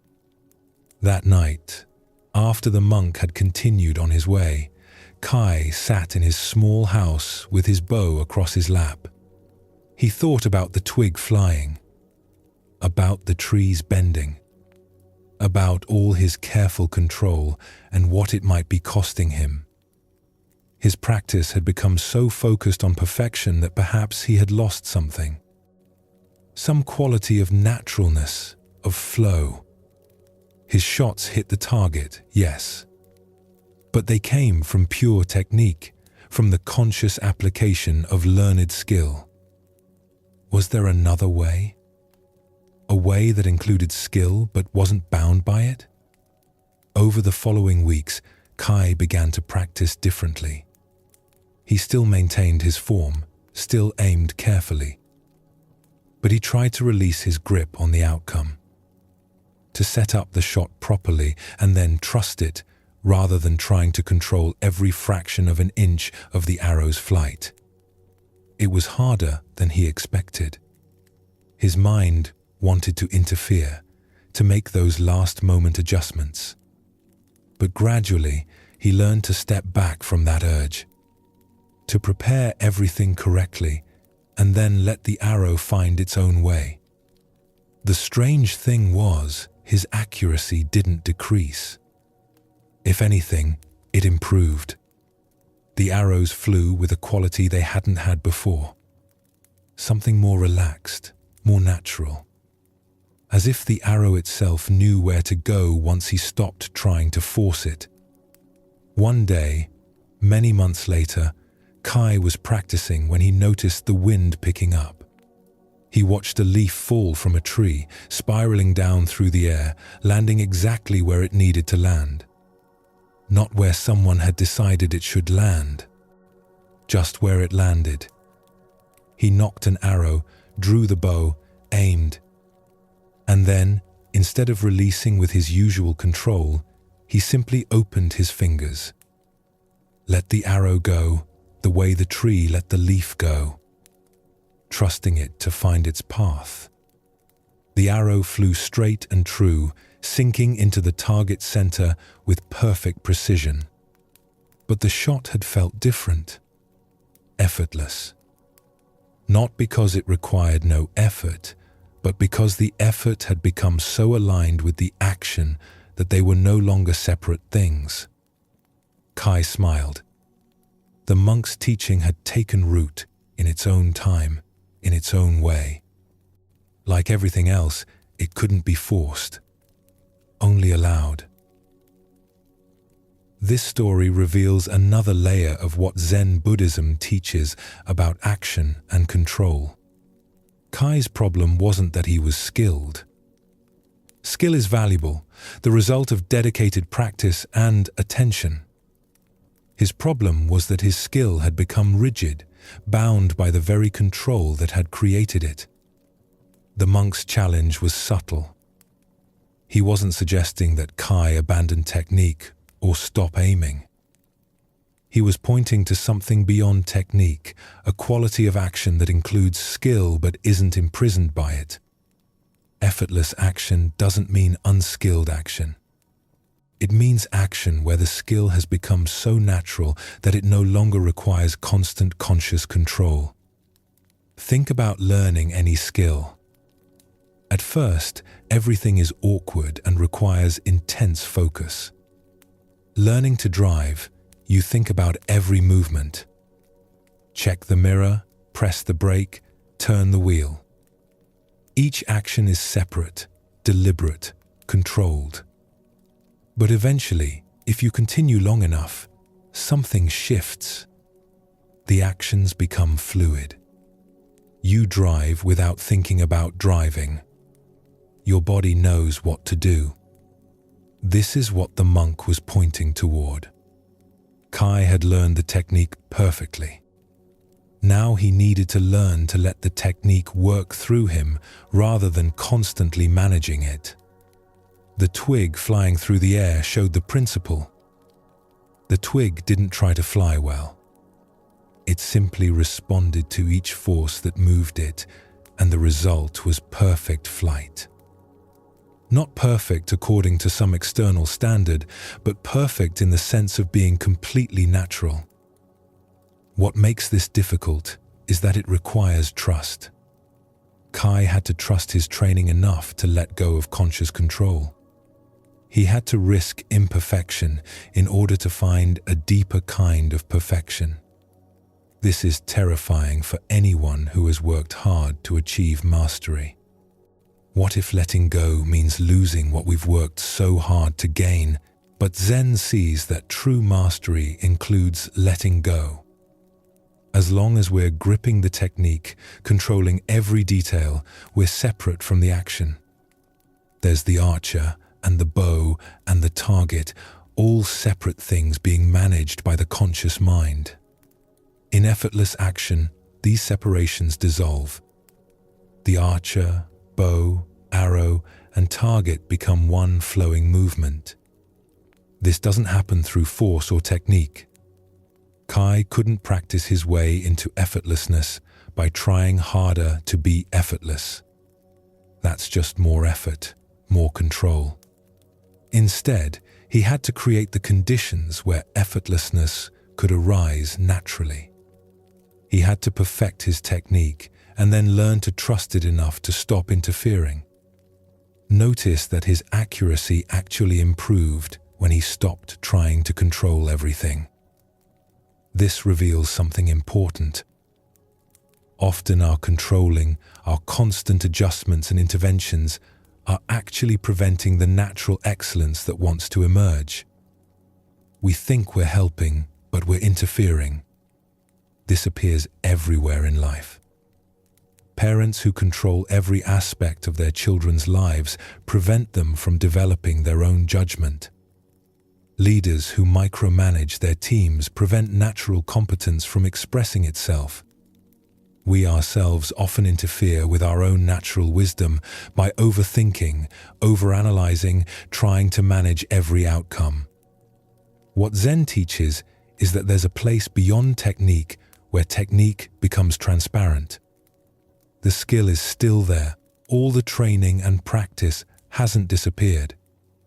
But it's no longer being wielded consciously. It's become part of your natural way of moving through the world. The arrow knows where to go because you've trained so well that your body understands at a level deeper than conscious thought. This is what the monk meant by shooting without guiding. Not shooting randomly or carelessly, but shooting from such deep understanding that conscious guidance is no longer necessary. The guidance has become internal, natural, effortless. For those of us trying to rest at night, this teaching has particular relevance. We often approach sleep the way Kai initially approached archery. We try to control it, manage it, make it happen through effort and technique. We have our routines and our methods and our determination to sleep well. But the more we try to control sleep, the more it eludes us. Sleep, like the best arrow flight, happens when we stop trying to make it happen.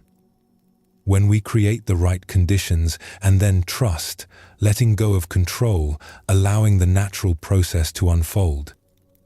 The twig doesn't fly by trying to fly. The arrow doesn't hit the target by forcing itself toward it. And sleep doesn't come through effort. It comes through surrender, through trusting the body's natural wisdom enough to release conscious control and let rest arrive in its own way.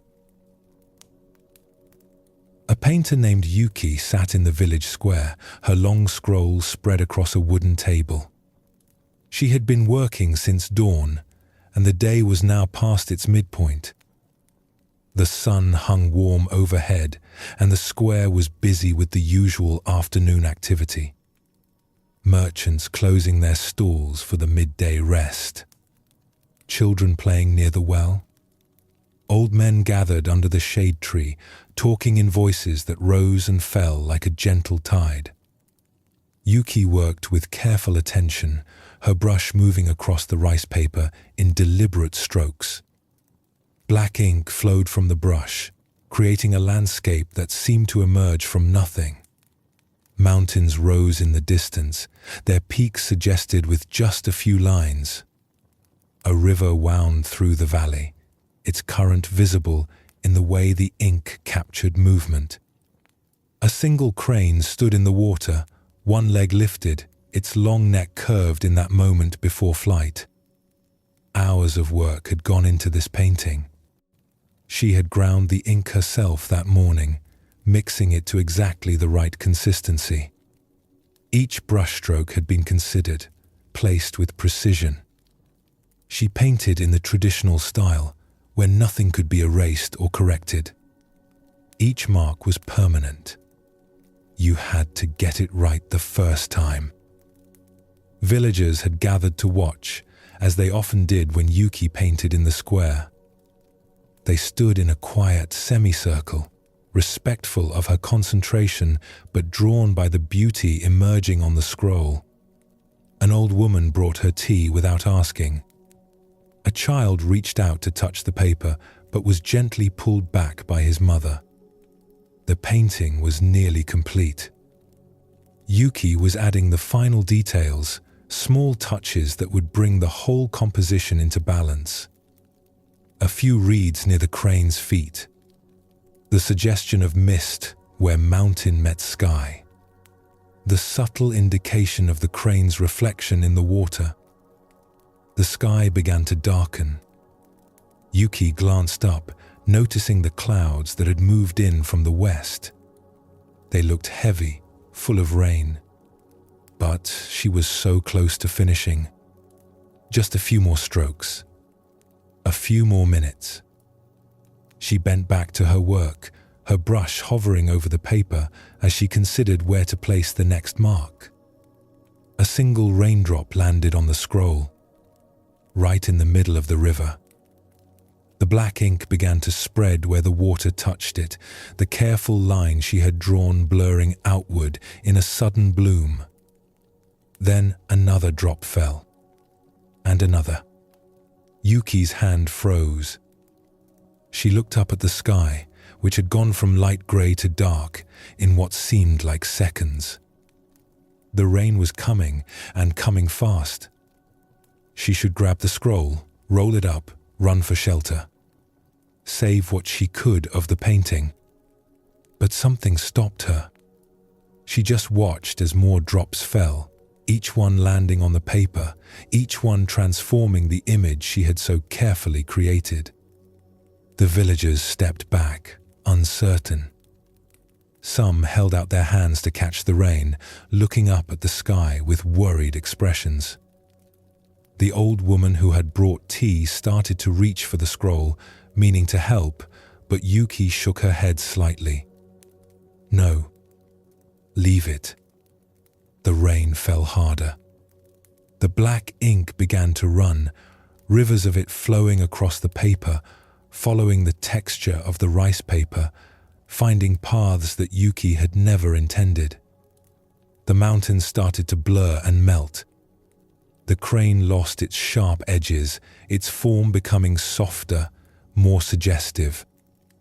The water in the painting mixed with the real water falling from the sky until it was hard to tell where ink ended and rain began. Yuki stayed in her seat, watching. Her hands rested on her lap, her brush set down on the table.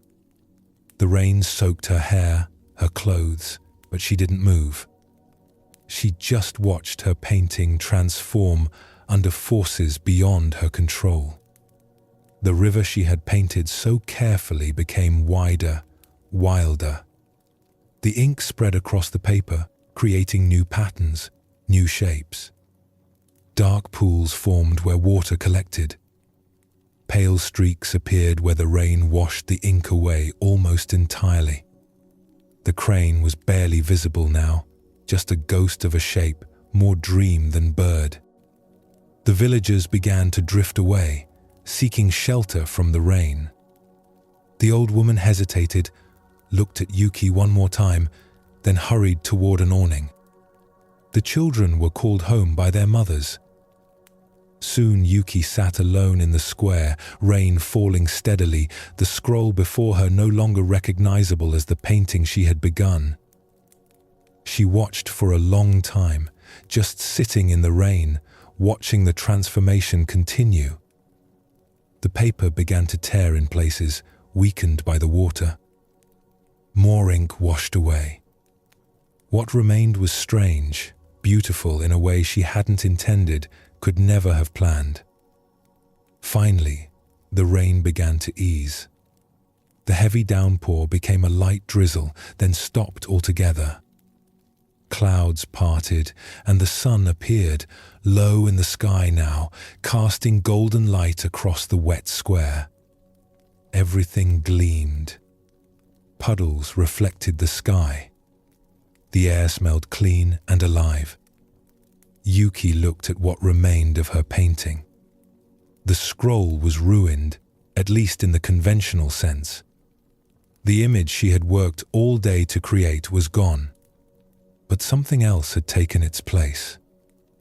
The rain had created its own painting, using her ink and her paper, but following its own vision. She reached out slowly and traced her finger along one of the paths the rain had carved through the ink. Her finger came away black, the wet ink staining her skin.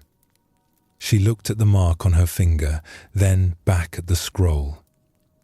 Then, in a movement that surprised even herself, she dipped her finger in a puddle of ink that had collected in one corner of the scroll.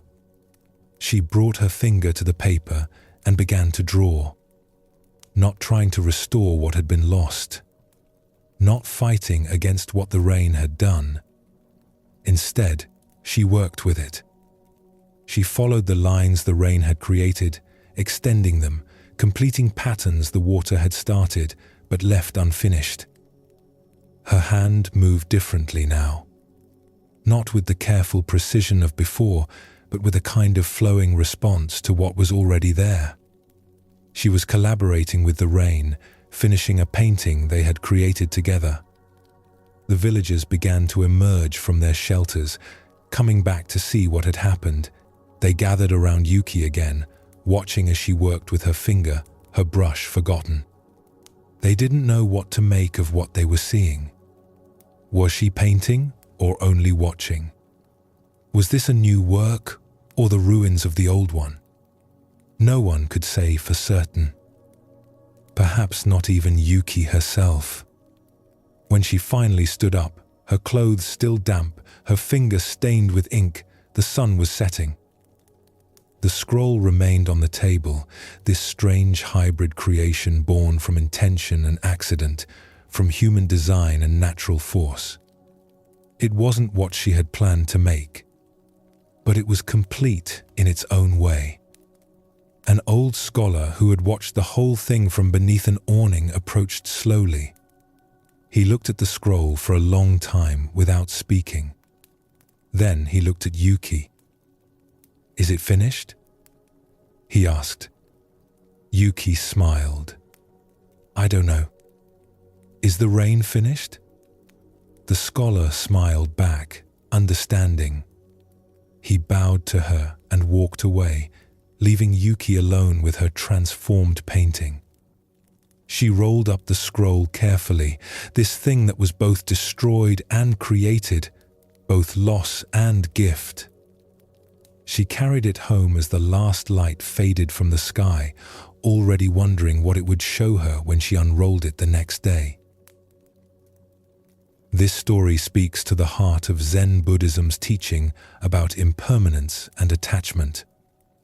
Yuki spent hours creating something beautiful, something she had imagined and worked to bring into existence.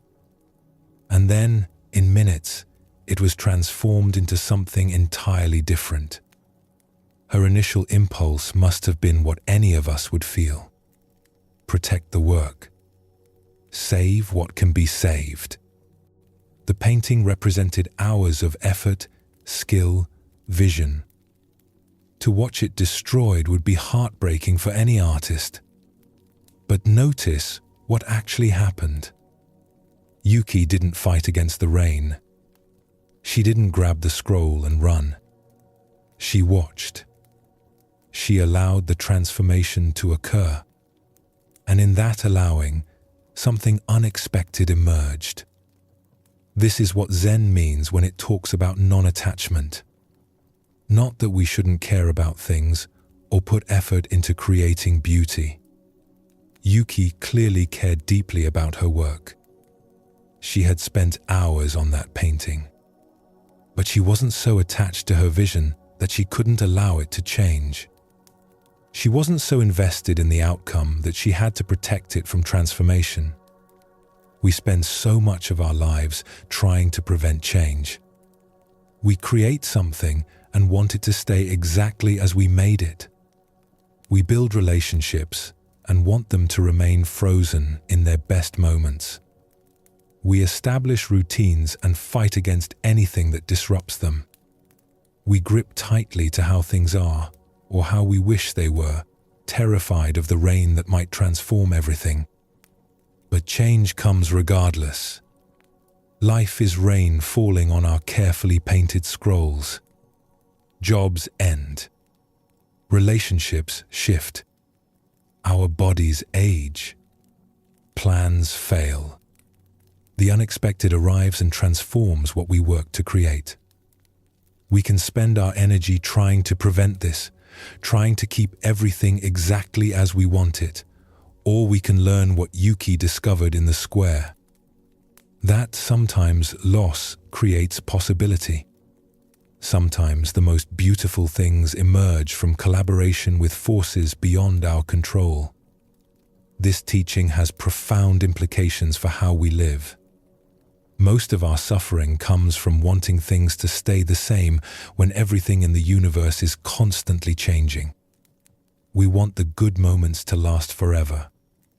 We want the difficult moments to end immediately. We want control over outcomes that are actually beyond our influence. Zen Buddhism suggests a different relationship with change. Not fighting it, not being destroyed by it, but learning to move with it. Learning to see what possibilities open when things don't go as planned. Learning to collaborate with the unexpected rather than being defeated by it. The painting Under the Rain becomes a metaphor for all of life. We all have our visions, our plans, our careful intentions, and life rains on them. Always. The question isn't whether change will come. It's how we meet it when it does. A potter named Hiroshi worked at his wheel in the quiet of early morning. His hands moved with practiced confidence, shaping wet clay into a vessel. The wheel turned steadily beneath his touch, powered by a foot pedal that he worked without thinking. The clay rose and fell, widened and narrowed, responding to the subtle pressure of his fingers. A young apprentice named Jun watched from the doorway. He had been studying with Hiroshi for 6 months now, learning the basics of wedging clay and preparing glazes. But he hadn't yet been allowed to work on the wheel. That honor came only after proving dedication and understanding. After showing that you truly wanted to learn. Jun's gaze was intense, reverent. He watched every movement of the master's hands, trying to memorize the technique. How Hiroshi's thumbs pressed into the center of the clay to create the opening. How his fingers pulled the walls upward, thinning them gradually, creating height and shape from a lump of formless earth. "Master," Jun said softly, not wanting to disturb the work but unable to contain his question. "How do you make something that will last forever?" Hiroshi paused in his work, his hands stilling on the wet clay. The wheel continued to turn for a moment, then slowly stopped.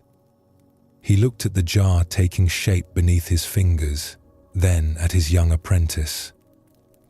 Forever? He repeated. Then he smiled, gentle and knowing. Fire will decide that. He shaped the rim of the jar with his thumb, creating a subtle outward curve. He smoothed the surface with a wet sponge, removing any rough spots or imperfections. When he was satisfied, he cut the base of the jar free from the wheel using a thin wire, then carefully lifted the piece and carried it to a shelf where it would dry. "This one is ready," he said to Jun. "Help me load the kiln." Yun jumped to obey, eager to be useful. Together, they carried the jar and several other pieces that had dried over the previous days to the large kiln that stood behind the workshop. The kiln was a traditional design built of brick and clay, tall enough for a man to stand in. It had taken Hiroshi years to build it, learning from other potters how to construct it properly, how to ensure even heat, how to create the right conditions for transformation. They loaded the pieces carefully, placing them on shelves inside the kiln, spacing them so the heat could circulate freely. The jar Jun had watched being made sat in a place of honor on the middle shelf. When everything was loaded, Hiroshi sealed the kiln's door with wet clay, leaving only the firebox opening at the bottom. "Now we wait," Hiroshi said. "The fire takes time to do its work." But Jun was too excited to wait patiently. He had seen the master create something beautiful, and now that beauty would be made permanent through fire. The soft, fragile clay would become hard, strong, able to hold water and withstand use. The jar would last for years, maybe generations. It would be something permanent in a changing world. They fed the fire slowly, gradually raising the temperature. The kiln needed to heat evenly, not too fast, or the pieces inside might crack. Throughout the day and into the night, they took turns watching the fire, adding wood, monitoring the color of the flames and the heat radiating from the kiln's walls. Jun barely slept that night. He dozed by the workshop fire, waking every hour to check the kiln, to add more wood when needed. He imagined the jar in the darkness and heat, transforming from soft clay into permanent ceramic. He thought about how he would learn to make such pieces himself someday, how he would create objects of beauty that would outlast their makers. By dawn, the firing was complete. The kiln had reached its peak temperature and held it for the required time. Now it needed to cool slowly, carefully, for at least a full day before it could be opened. Opening it too soon would shock the pieces inside, crack them with the sudden change in temperature. Jun could barely contain his impatience through that long day of waiting. He circled the kiln, checked it repeatedly, pressed his hand against the bricks to feel the heat gradually dissipating. Hiroshi went about his other work calmly, wedging new clay, preparing glazes, sweeping the workshop floor. He had been through this process hundreds of times. He knew that patience was as important as skill. Finally, as the sun was setting on the second day, Hiroshi nodded. "It's time." Together, they carefully removed the clay seal from the kiln door.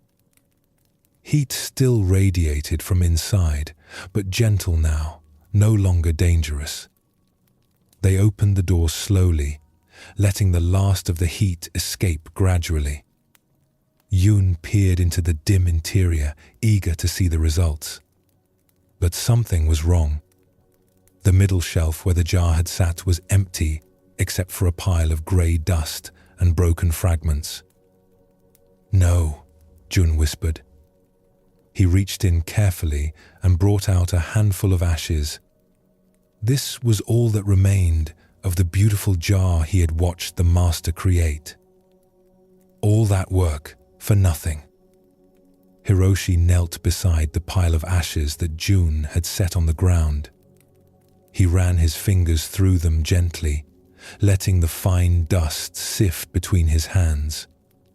The ashes were soft, pale grey, warm still from the kiln's heat. "Nothing?" Hiroshi asked quietly. Jun gestured helplessly at the ashes. "The jar is destroyed.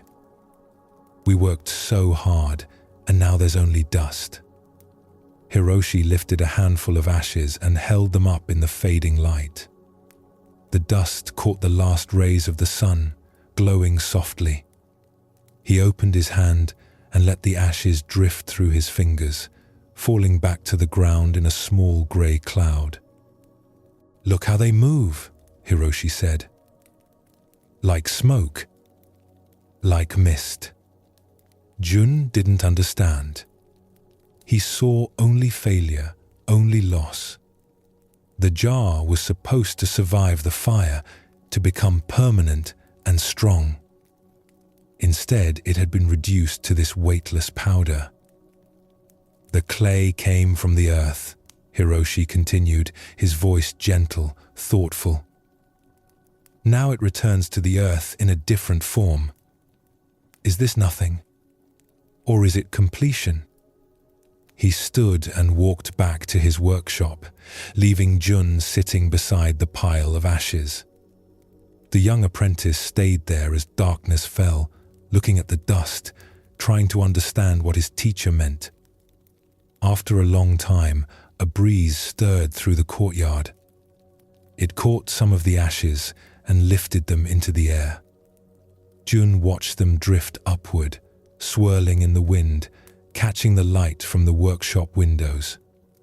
The ashes danced, weightless and free, before settling back to earth a few feet away. He thought about the jar as it had been on the wheel. Beautiful, yes, but also heavy, solid, fixed in its form. The ashes had no form, no weight. They could be anything, go anywhere. The wind could carry them. Rain could dissolve them. They could feed the soil, become part of new growth. Was this destruction or transformation? He didn't know anymore. The jar was gone, but something remained. Not nothing, just different from what he had expected. He scooped up some of the ashes and carried them to the garden behind the workshop. There he scattered them around the base of a young tree that Hiroshi had planted the previous spring. The ashes disappeared into the soil, invisible, becoming part of earth again. The next morning, Hiroshi was already at his wheel when Jun arrived.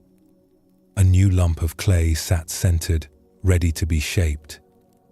The master's hands moved over it with the same gentle confidence as always, beginning the process of transformation once more.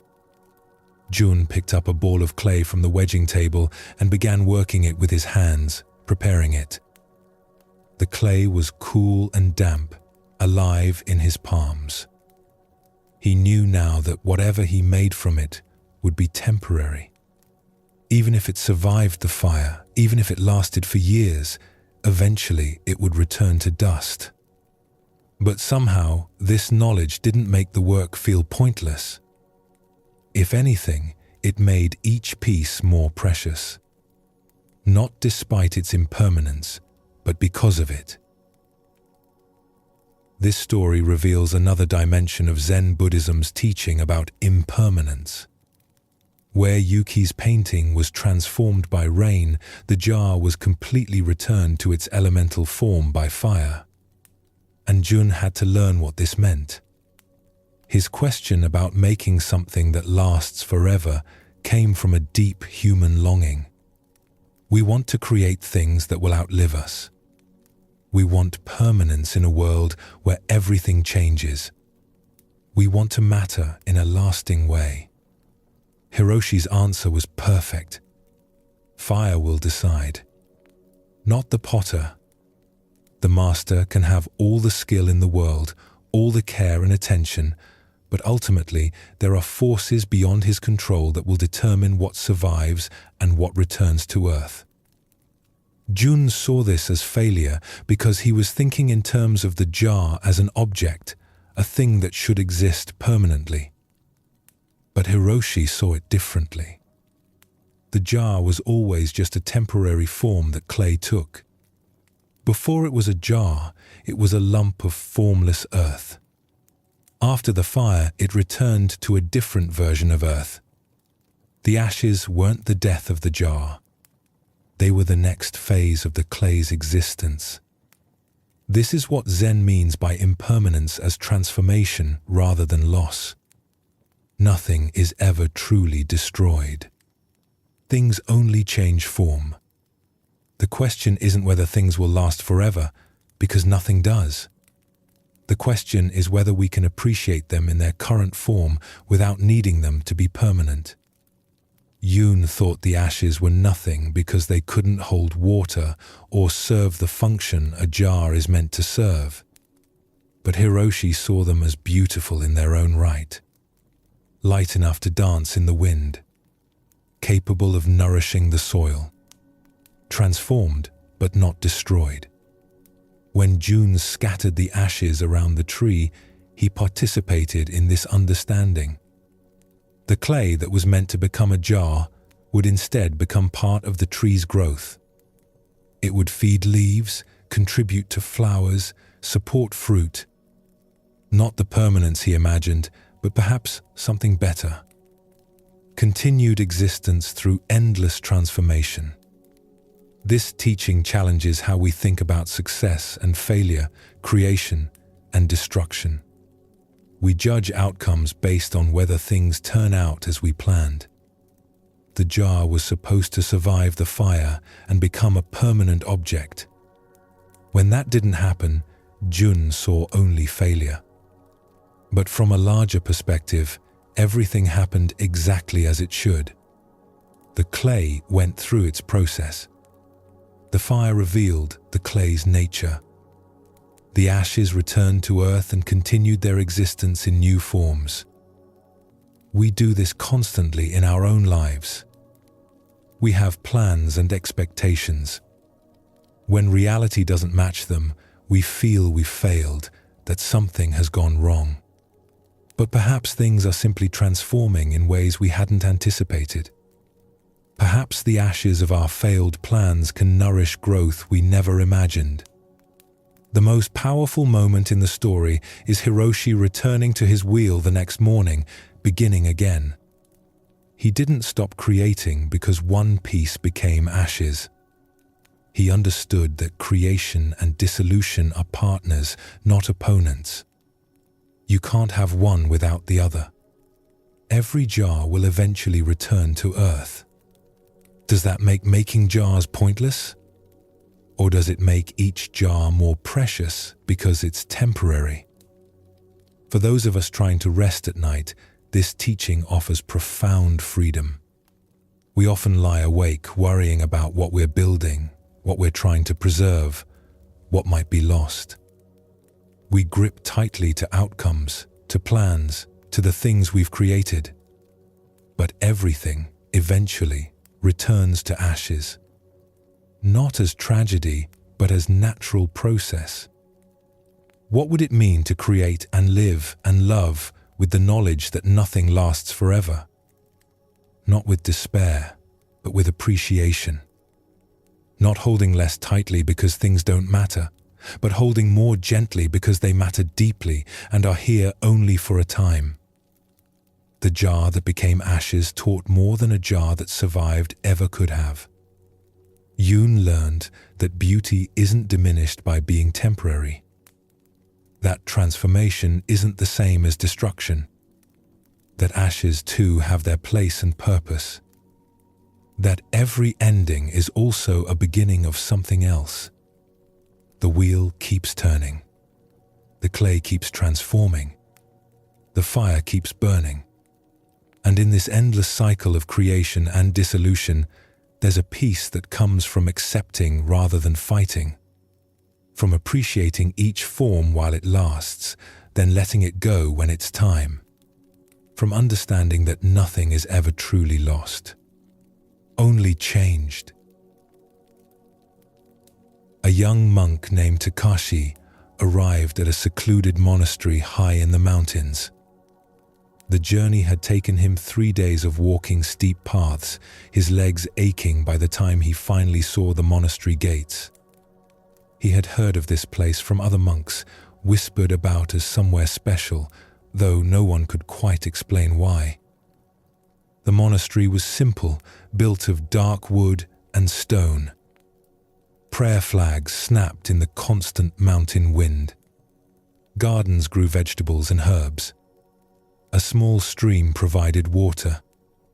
Everything was spare, functional, beautiful in its simplicity. But what caught Takashi's attention immediately was the bell. It stood in the center of the courtyard, massive and bronze. As tall as a man, its surface was covered with intricate carvings of clouds and cranes and mountains. It hung from a wooden frame so old the wood had turned almost black. Beside it rested a heavy wooden mallet, its striking surface worn smooth from what must have been centuries of use. Takashi approached an elder monk who was sweeping the courtyard. "That bell," he said, unable to hide his awe. "It's magnificent. When does it ring?" The elder monk looked up from his sweeping. His face was weathered and peaceful, creased with lines that suggested many years and many smiles. "It does not," he said simply. Takashi frowned. "I don't understand. You have this beautiful bell, this mallet ready beside it. Why have a bell that is never rung?" The elder monk returned to his sweeping, his broom making soft swishing sounds across the stone. He offered no explanation, just continued his work as if Takashi hadn't asked a question at all. Over the following days, Takashi found himself unable to stop thinking about the bell. He would pause in his work to look at it. During meditation, his mind would drift to wondering what it would sound like. At night, lying in his simple room, he imagined the deep resonance that must live inside all that bronze, waiting to be released. He asked other monks about it. Some shrugged, having long ago accepted the bell's silence as simply the way things were. Others smiled mysteriously and said nothing. A few offered contradictory explanations. The bell was too sacred to ring except on special occasions that never came. The bell had a crack and would shatter if struck.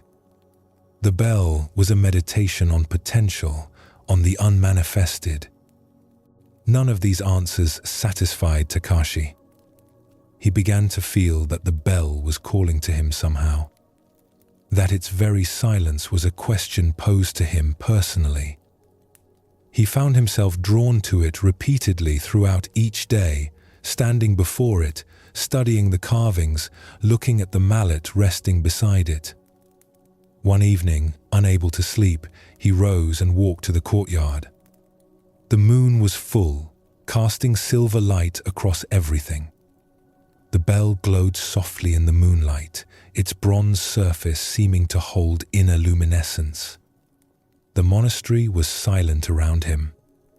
Everyone else was asleep. He approached the bell slowly. His heart was pounding, though he couldn't say exactly why. It was just a bell, just an object.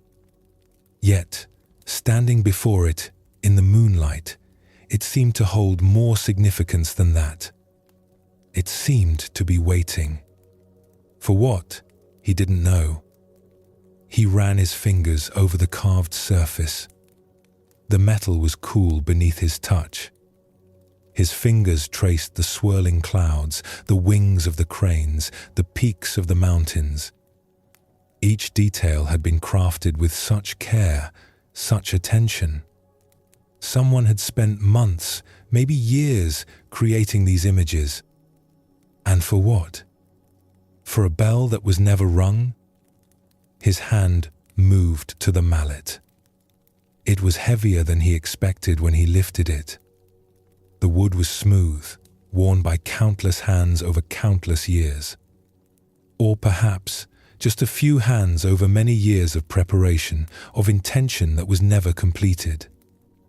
He stood there holding the mallet, feeling its weight. The night air was still. The silence pressed against him. All around the courtyard, the monastery buildings stood dark and quiet. Above, the moon sailed through wisps of cloud. The moment felt suspended, charged with possibility. He raised the mallet slowly. His heart beat faster. His breath came quick and shallow. He had come to this monastery seeking understanding, seeking to deepen his practice. Was this bell part of that understanding? Was he meant to ring it? Was that what it had been waiting for all these years? The mallet hovered in the air.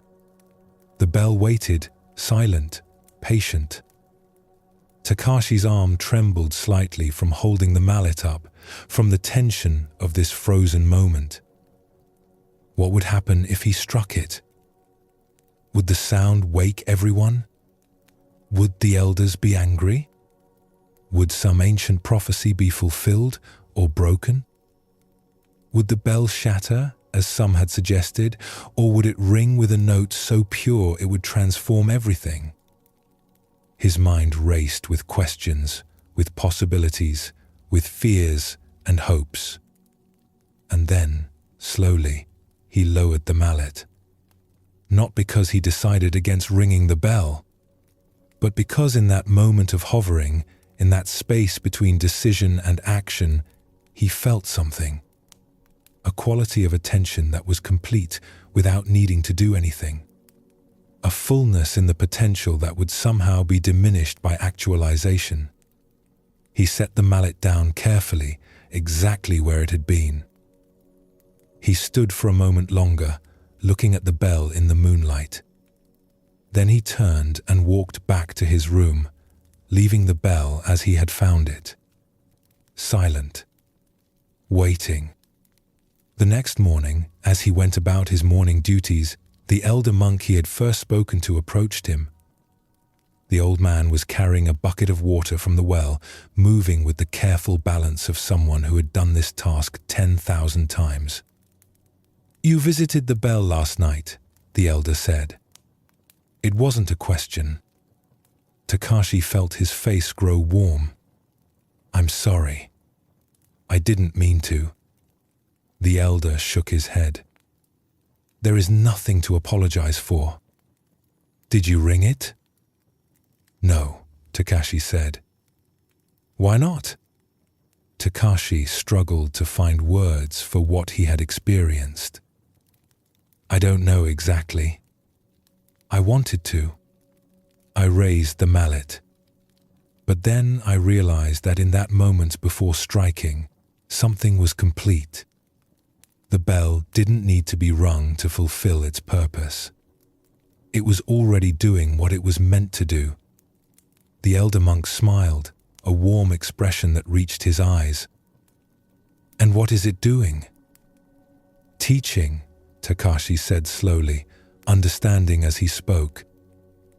"It teaches through not ringing, through the choice not made, through the action not taken."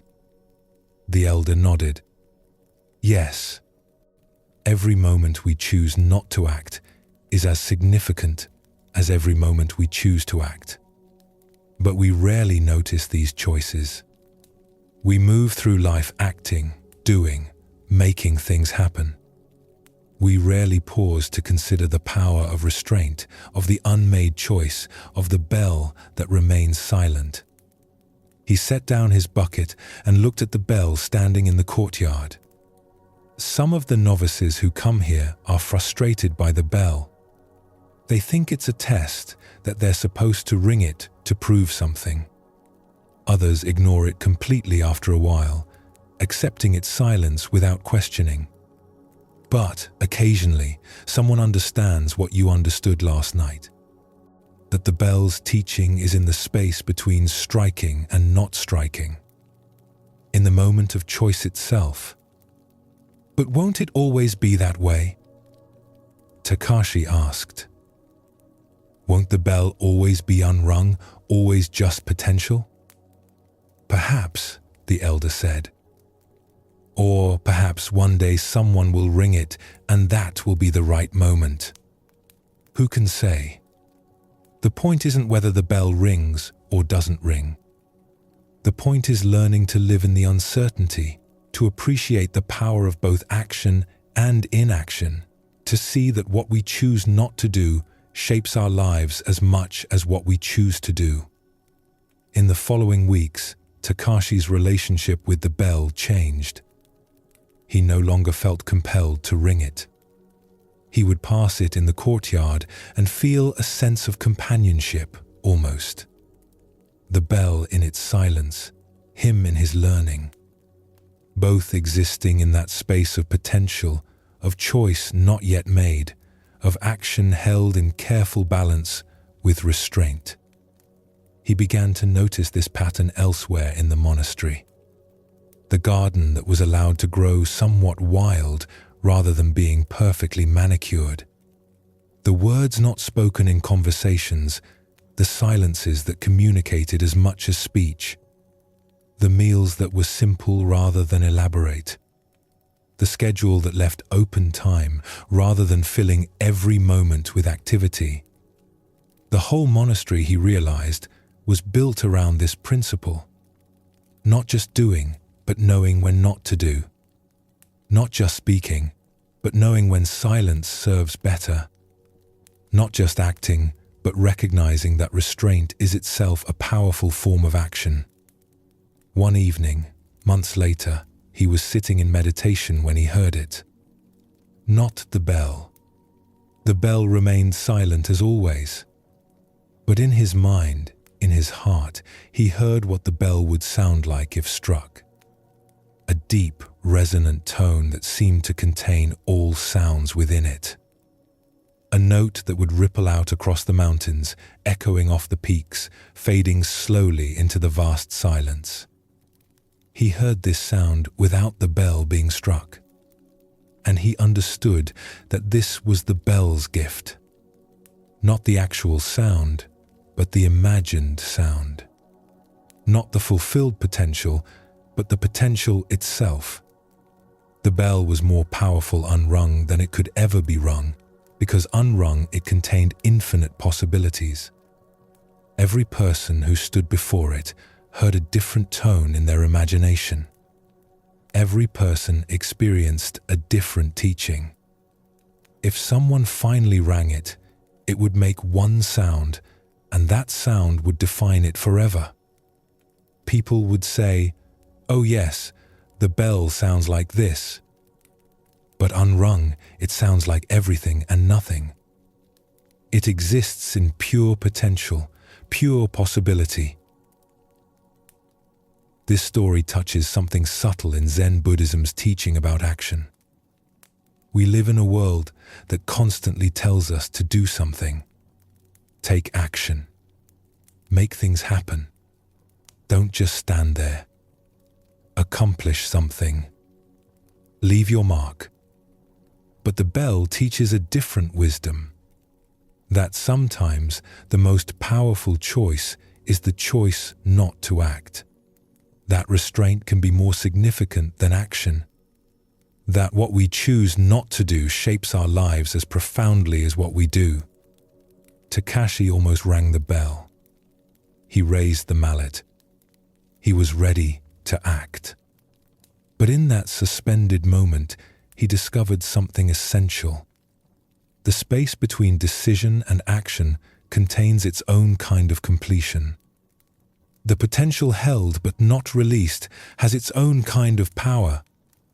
Think about how often we act without this pause. We speak without considering whether silence might serve better. We intervene without asking whether the situation might resolve itself. We do things simply because we can, because we're able to, because action feels like accomplishment. But the bell suggests that non-action is also a choice, not merely the absence of action. When Takashi lowered the mallet, he wasn't failing to act. He was choosing not to act, which is entirely different. One is passive, the other is active restraint. This matters because so much of our suffering comes from unnecessary action. We create problems by interfering in situations that would resolve themselves. We damage relationships by speaking when silence would heal. We exhaust ourselves doing things that don't actually need doing. We ring bells that teach more through silence. The elder monk's insight was profound. Every choice not to act is as significant as every choice to act. But we rarely notice these negative choices. We count our accomplishments, our actions, our doing. We don't count the times we chose restraint, the words we didn't speak, the interventions we withheld. Yet these uncounted choices shape our lives enormously. The argument we didn't start, the email we didn't send in anger, the impulse we didn't follow, the bell we didn't ring. Each of these non-actions has consequences, creates results, affects outcomes. What makes this teaching subtle is that it's not advocating for passivity. The bell isn't silent because no one cares about it or because ringing it doesn't matter. It's silent because that silence serves a purpose. It teaches. It invites contemplation. It preserves possibility. Takashi's realization about the bell containing infinite possibilities while unrung captures something essential. Once rung, the bell becomes defined. It sounds like this particular note, this specific tone. But unrung, it sounds like every note imaginable. Every person who contemplates it hears something different in their mind, receives a different teaching. This is the power of the incomplete, the undone, the held back. It remains open, undefined, full of potential. The moment we act, we collapse that potential into one specific outcome. Sometimes that's necessary and right. But sometimes, perhaps more often than we realize, the potential itself is more valuable than any specific manifestation. For those of us seeking rest, this teaching offers particular wisdom. We often lie awake feeling we should be doing something, planning something, solving something, taking some action that will make tomorrow better or easier or more secure. The mind races with things to do, ways to act, problems to solve. But what if the teaching is that sometimes the most powerful choice is to do nothing? Not from helplessness or giving up, but from recognizing that action isn't always necessary. That some problems resolve themselves. That rest itself is valuable. That the mind held in stillness has its own kind of power. The bell standing silent in the courtyard isn't waiting to be rung. It's complete as it is. And perhaps we are too. Not needing to accomplish one more thing, solve one more problem, take one more action before we can rest. Complete in this moment. Silent like the bell. Powerful in our stillness. A man named Daichi spent his life walking toward the horizon. Every morning, he rose with the sun and set out in the direction where sky met earth. That place in the distance where everything seemed to end and begin at once.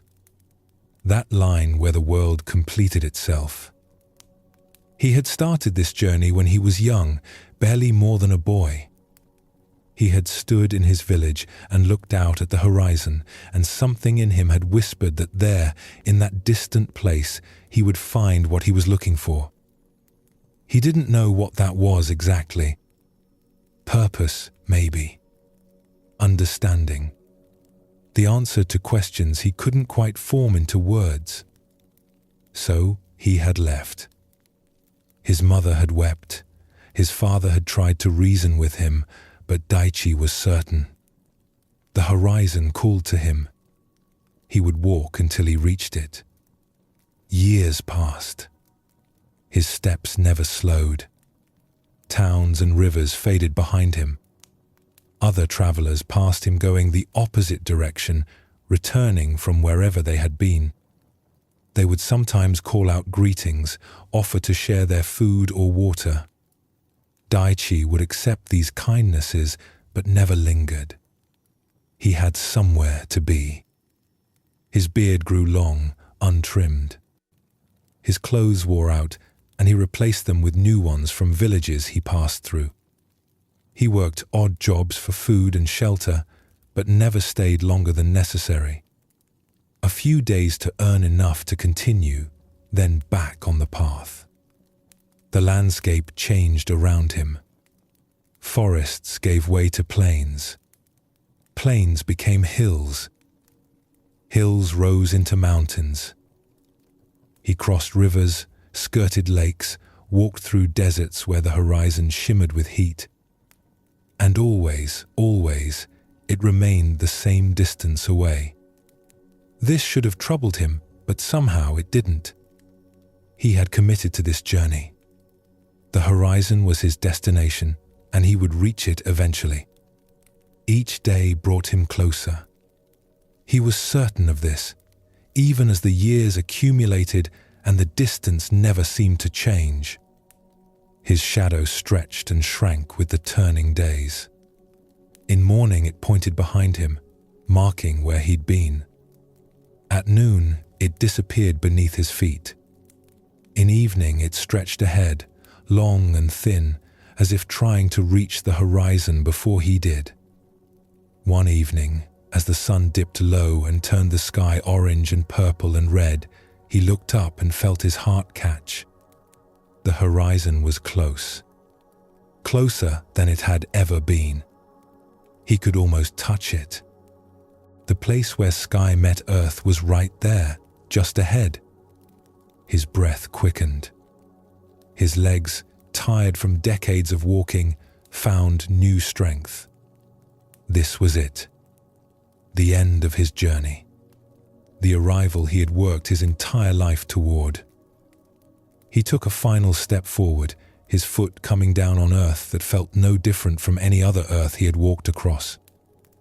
The sky remained above him. The ground remained beneath his feet.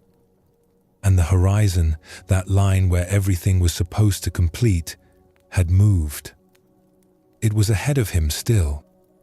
The same distance it had always been. Daichi stood perfectly still. For the first time in longer than he could remember, he wasn't moving forward. He was just standing, breathing, looking at the horizon that remained forever out of reach. And then, slowly, he turned around. Behind him, his footsteps stretched back forever. Or they would have, if footsteps lasted. But the wind had long ago erased every trace of his passage. The ground showed no evidence that he had walked there. The towns he had passed through had probably forgotten him. The people he had met briefly were living their lives, unaware that somewhere far away, a man who had once walked through their village was standing in the middle of nowhere, realizing something. The desert was silent around him. Not empty exactly, but vast. The wind moved across the sand, creating patterns, erasing patterns, creating new ones.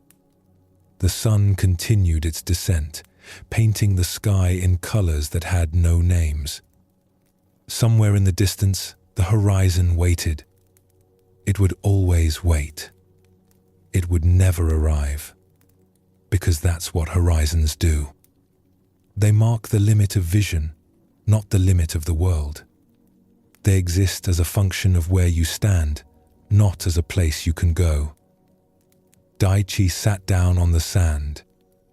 His legs, which had carried him so far, folded beneath him. He removed the pack from his back and set it aside. Inside were his few possessions: a water skin, a small pot for cooking, a blanket, the tools of endless travel. Things to keep him moving toward a destination that didn't exist as a destination. He sat there as the sun set completely and stars began to appear. The night was cool, the air clean and clear. The stars were brilliant, more brilliant than he remembered them being in his youth. Or perhaps he had simply forgotten to look up while he was so focused on the horizon ahead. A desert fox appeared at the edge of his vision. It paused, regarding him with intelligent eyes, then continued on its way. It wasn't walking toward the horizon. It was walking toward wherever foxes go. Toward food or water or shelter. Toward real things in real places. As dawn approached, Daichi still Saturday. His mind was quiet in a way it hadn't been for decades. All those years of walking, of purposeful movement toward a goal, had kept his mind occupied. Now, with the goal revealed as impossible, as never having existed in the way he thought, his mind had nothing to do but be still. The sun rose behind him. He felt its warmth on his back. The horizon in front of him glowed with new light. And it was still there, still the same distance away, still promising completion if only he could reach it. But he didn't stand up. He didn't continue walking. Instead, he turned his body to face the rising Sunday. He watched it clear the horizon behind him, the one he had never paid attention to because he was so focused on the one ahead. And he began, slowly, to understand something. That the journey itself was what he had been looking for. Not the destination. The walking, the movement through changing landscapes, the meeting with strangers, the nights under unfamiliar stars. This had been the gift. Not what awaited at the end, but what happened along the way. He had spent his entire life walking towards something that couldn't be reached, and in doing so, he had walked through his entire life. And now, sitting still for the first time in decades, he wondered what he had missed while he was so focused on where he was going. The question wasn't whether the horizon moved. It did. It always would.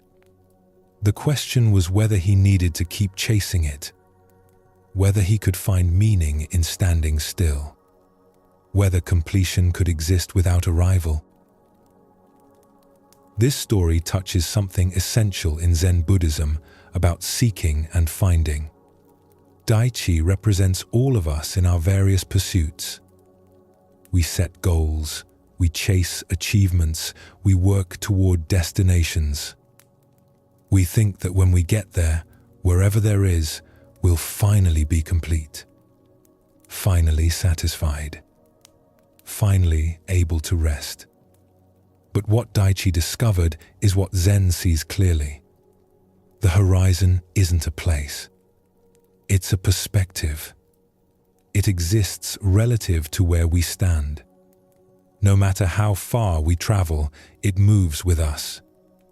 We can walk our entire lives toward it and never arrive.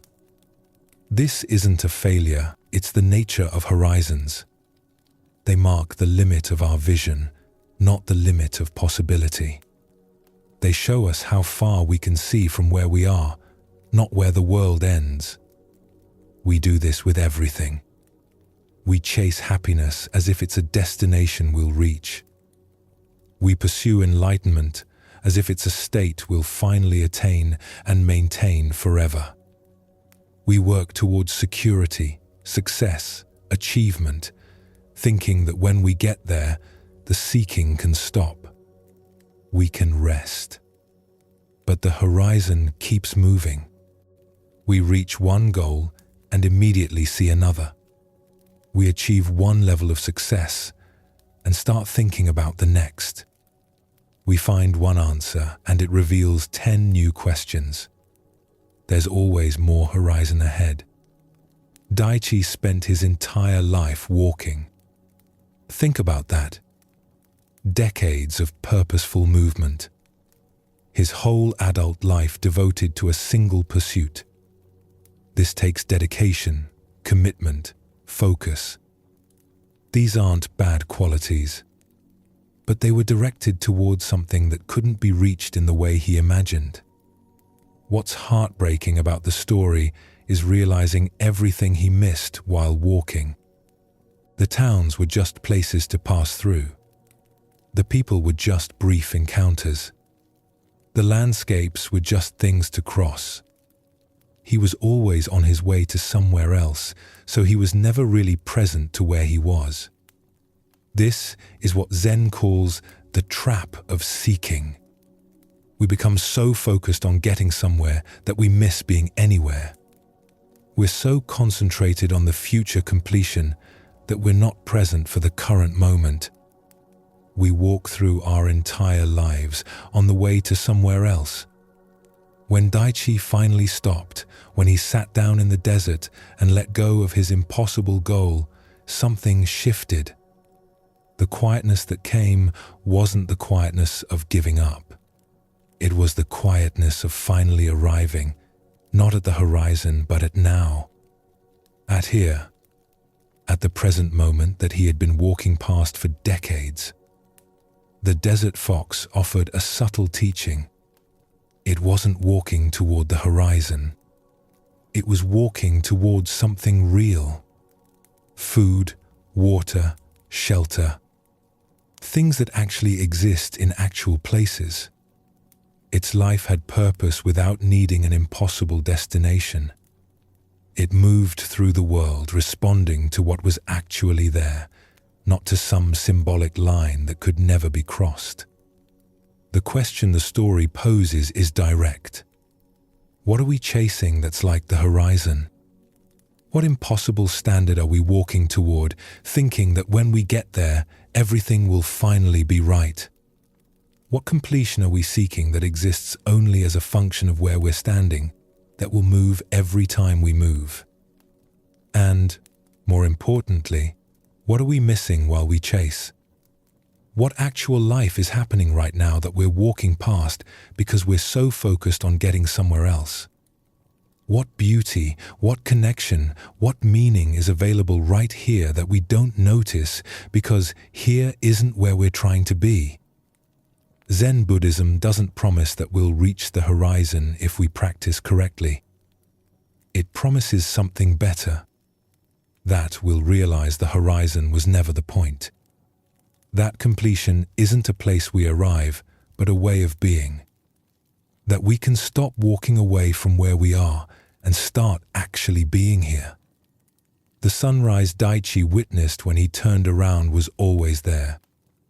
He had just never turned to face it.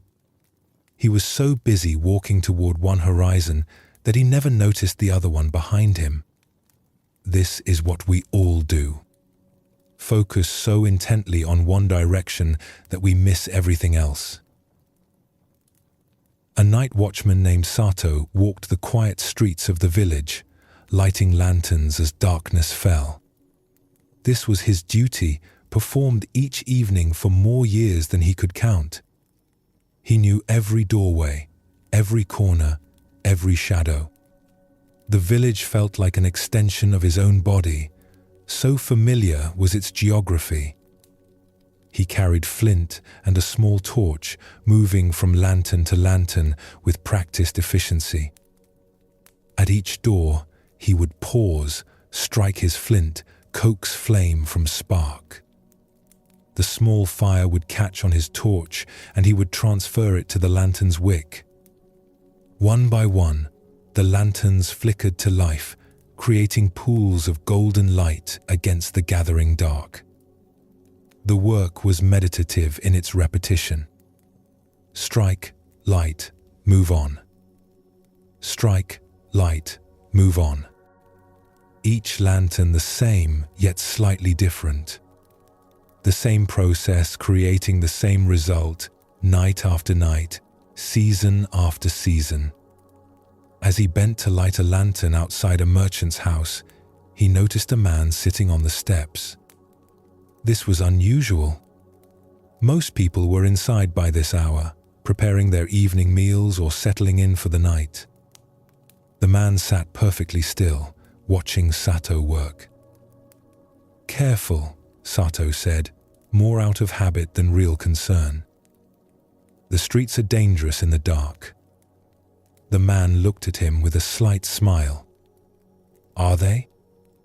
Something about the question made Sato pause. Of course, the streets were dangerous in the dark. That was why he lit the lanterns. That was his entire purpose. To make the village safe at night by pushing back the darkness with light. Before he could respond, a breeze stirred through the street. Not a strong wind, just a gentle movement of air. But it was enough. The lanterns he had already lit began to flutter. Their flames danced, casting moving shadows across the walls.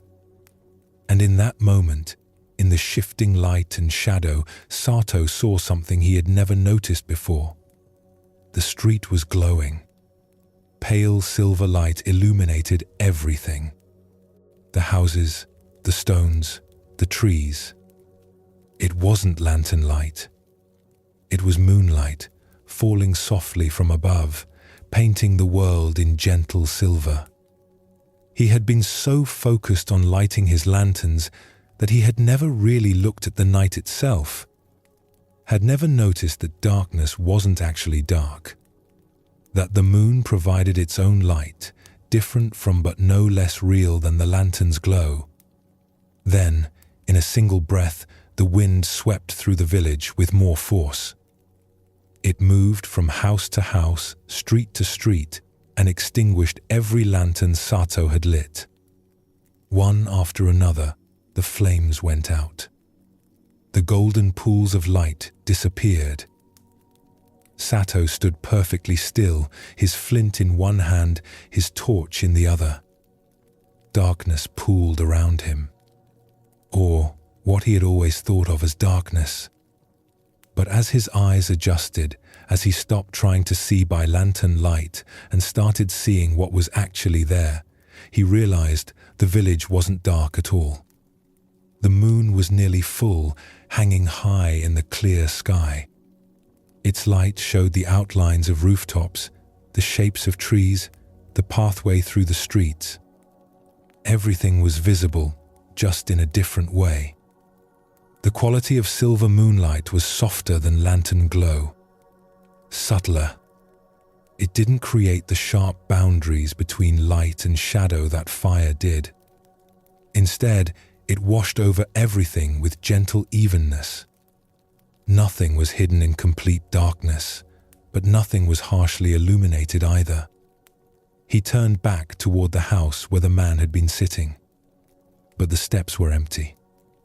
The man was gone. Or had he been there at all? Sato couldn't be certain now.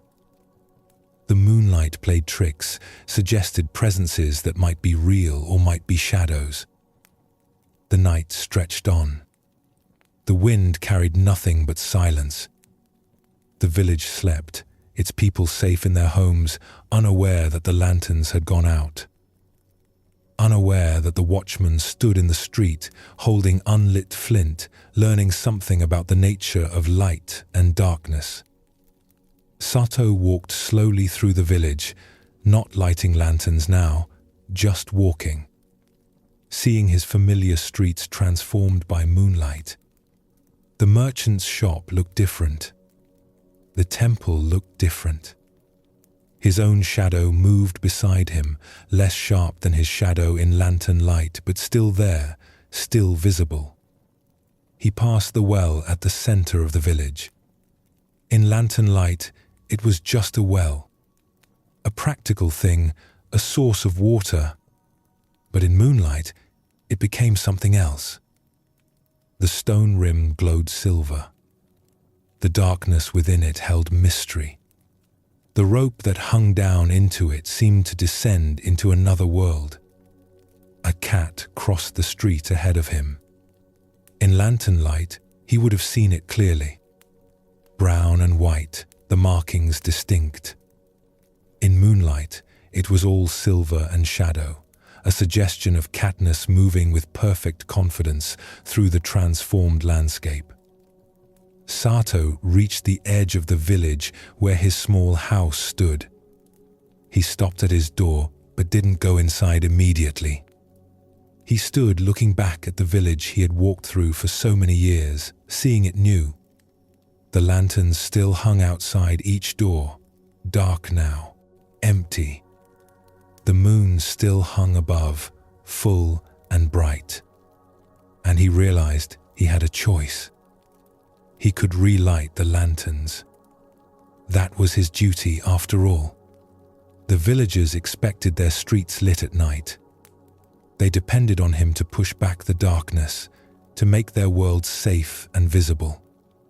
They paid him for this service. But he had seen what he had seen. The village didn't need his lanterns. Not really. The moon provided light enough. Different light, softer light, but light nonetheless. And perhaps there was value in this softer illumination. Perhaps there were things that could be seen in moonlight that harsh lantern light would obscure. He stood at his doorway, flint in hand, decision hovering before him. Relight the lanterns and return everything to how it had always been. Or leave them dark and see what the village looked like when lit only by what was already there. The night was cool. A dog barked somewhere in the distance. The stars were visible, brilliant pinpoints in the vast darkness that wasn't really dark. Sato lowered his flint. He didn't put it away, just lowered it to his side. He would carry it with him still as he walked. But tonight, maybe just tonight, he would walk by moonlight. He would let the village see itself differently. He would let the people wake to find their lanterns unlit and wonder what that meant. Perhaps they would be frightened. Perhaps they would demand he light them immediately. Perhaps he would lose his position as watchman for this failure to fulfill his duty. Or perhaps they would step outside and see what he had seen. The silvery world, the soft shadows, the way moonlight transformed everything familiar into something new. Perhaps they would understand that they had been living under one kind of light, never knowing there were other ways of seeing. He walked on through the village, his flint quiet, his torch extinguished. The moon moved slowly across the sky, marking time in its ancient way. The lanterns hung empty. And Sato, for the first time in all his years of service, was watchman to a different kind of light. Not the light he created, but the light that was already there, had always been there, waiting to be noticed. This story reveals another layer of Zen teaching about perception and reality. Sato believed he was bringing light to darkness. He believed his work was essential, that without his lanterns the village would be lost in dangerous shadow. And, in a sense, he was right. The lanterns did provide light. But what he hadn't understood was that his lanterns were one kind of light, not the only kind. When they went out, he discovered that darkness contained its own illumination. Different, softer, but present. He had been so focused on the light he created that he'd never noticed the light that existed independently of his efforts. This is what Zen means when it talks about seeing truly. We think we see reality, but actually we see reality as lit by our own assumptions, our own expectations, our own habits. We create the light we see by, then mistake that created light for the only light available. Sato's lanterns weren't wrong. Lantern light serves a purpose. It's bright, clear, practical. but it's also selective. It creates sharp boundaries between light and shadow. It shows some things very clearly while leaving others in complete darkness. It's one way of illuminating the world, not the way. Moonlight offers a different truth. It's gentler, more even. It doesn't create harsh boundaries. It shows everything in softer tones, with less certainty but perhaps more mystery. Things that would be hidden in shadow by lantern light become visible in moonlight's gentler illumination. What makes this teaching subtle is that Sato's entire identity was built around lighting lanterns. This was his purpose, his duty, his contribution. To discover that the lanterns weren't strictly necessary threatened who he understood himself to be. If the moon provides adequate light, what's a night watchman for? But notice, the story doesn't suggest he abandoned his lanterns permanently. He lowers his flint, but he doesn't throw it away. He's making space to see differently, not eliminating all other options. This is the flexibility Zen encourages. Not rigid attachment to one way of seeing, but willingness to experiment with different perspectives. The stranger on the steps who disappeared plays the role that teachers often play in Zen stories. Appearing just long enough to ask the right question, then vanishing. Are the streets dangerous in the dark? This simple question invited Sato to examine his assumption. He had always believed they were. But were they? Or had he just never looked? When the lanterns went out and he was forced to see by moonlight, he discovered the streets weren't what he thought. They were visible, navigable, even beautiful. The darkness he had spent years fighting against turned out not to be darkness at all. Just different light requiring different eyes. We all do this. We illuminate our lives in one particular way and think that's how things are. We see our problems by the harsh light of anxiety and miss the softer truths that gentler attention would reveal. We understand our relationships by the sharp light of judgment and miss the mystery that moonlight acceptance would show us. What would it mean to occasionally let your lanterns go out? To stop creating the light you think you need and see what light is already there? To trust that darkness might contain its own forms of illumination? This is especially relevant as we prepare for rest. We often approach sleep while carrying our own harsh lights. The bright illumination of worry, of planning, of trying to solve everything. We flood our minds with this intense light, thinking we need to see everything clearly before we can rest.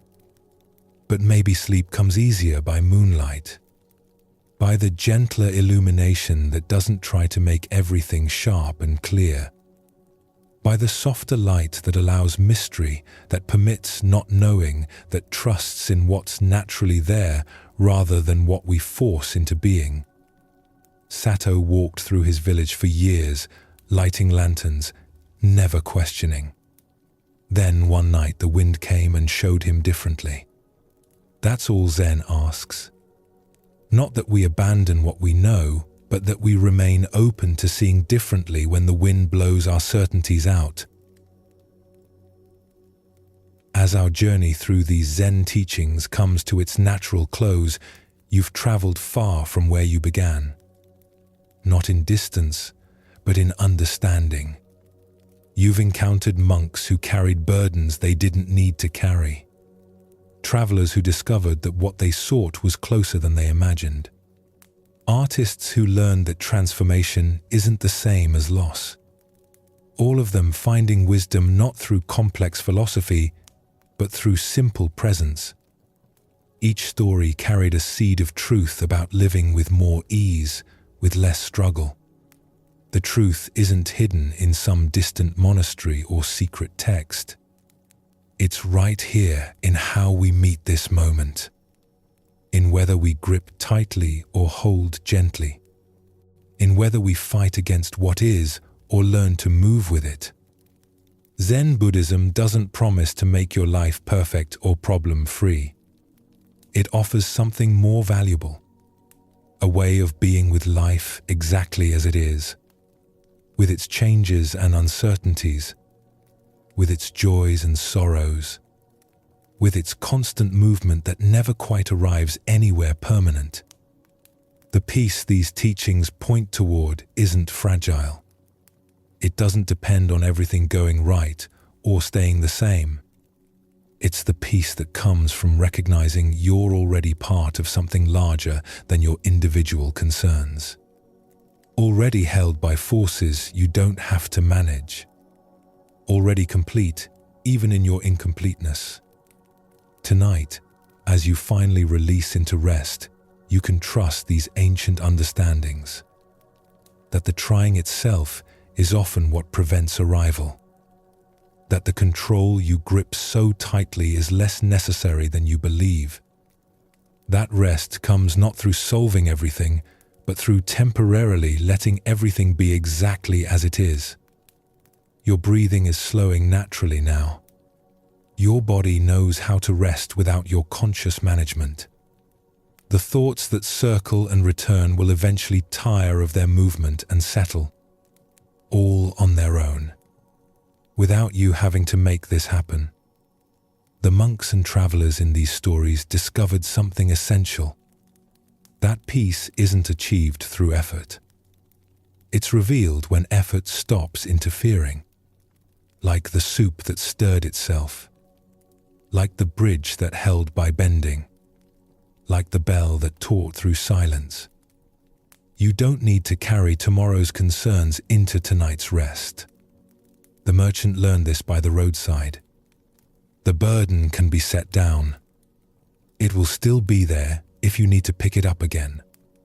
But for now, for these hours of darkness, you can travel light. The horizon will always be ahead, no matter how far you walk.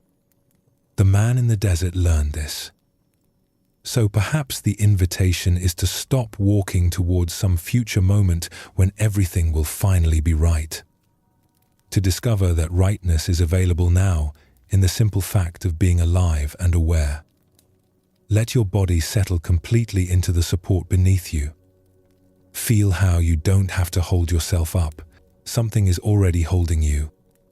Let your mind release its grip on the day's events and tomorrow's plans. They can wait. You can't solve everything tonight anyway. The lanterns have gone out. The moonlight is enough. You can see by different light now. The gentler illumination of trust, of letting go, of allowing rest to arrive in its own way. Zen teaches that enlightenment is not a distant goal but your natural condition, temporarily hidden by busy efforts to find it. In sleep, all seeking ceases, all effort stops. And what remains is the fundamental peace that was here all along, beneath the noise, beneath the trying, beneath the endless reaching for what you already are. May your rest tonight be deep and restorative. May you wake with the clarity that comes from having truly let go.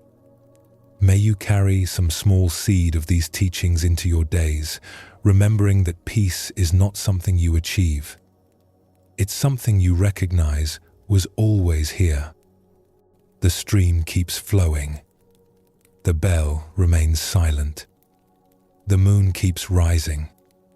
And you, part of all this, can finally rest. Tonight, as you finally release into sleep, you can trust that you are returning to your most natural state. Sleep is not an escape from awareness, but awareness freed from the burden of constantly trying to manage experience. In deep rest, the boundaries between self and world naturally soften, revealing the interconnected nature of all existence. Let your breathing slow and deepen completely. Feel your body releasing all tension, returning to its natural state of ease. Allow your mind to release its grip on problems, plans, and concerns, trusting that clarity will return naturally with the dawn. The Zen tradition reminds us that enlightenment is not a distant goal, but our natural condition, temporarily veiled by our busy efforts to find it. In sleep, all seeking ceases, all effort stops, and what remains is the fundamental peace that has been here all along. Sleep well, and thank you for joining us here at Sleepy Monk.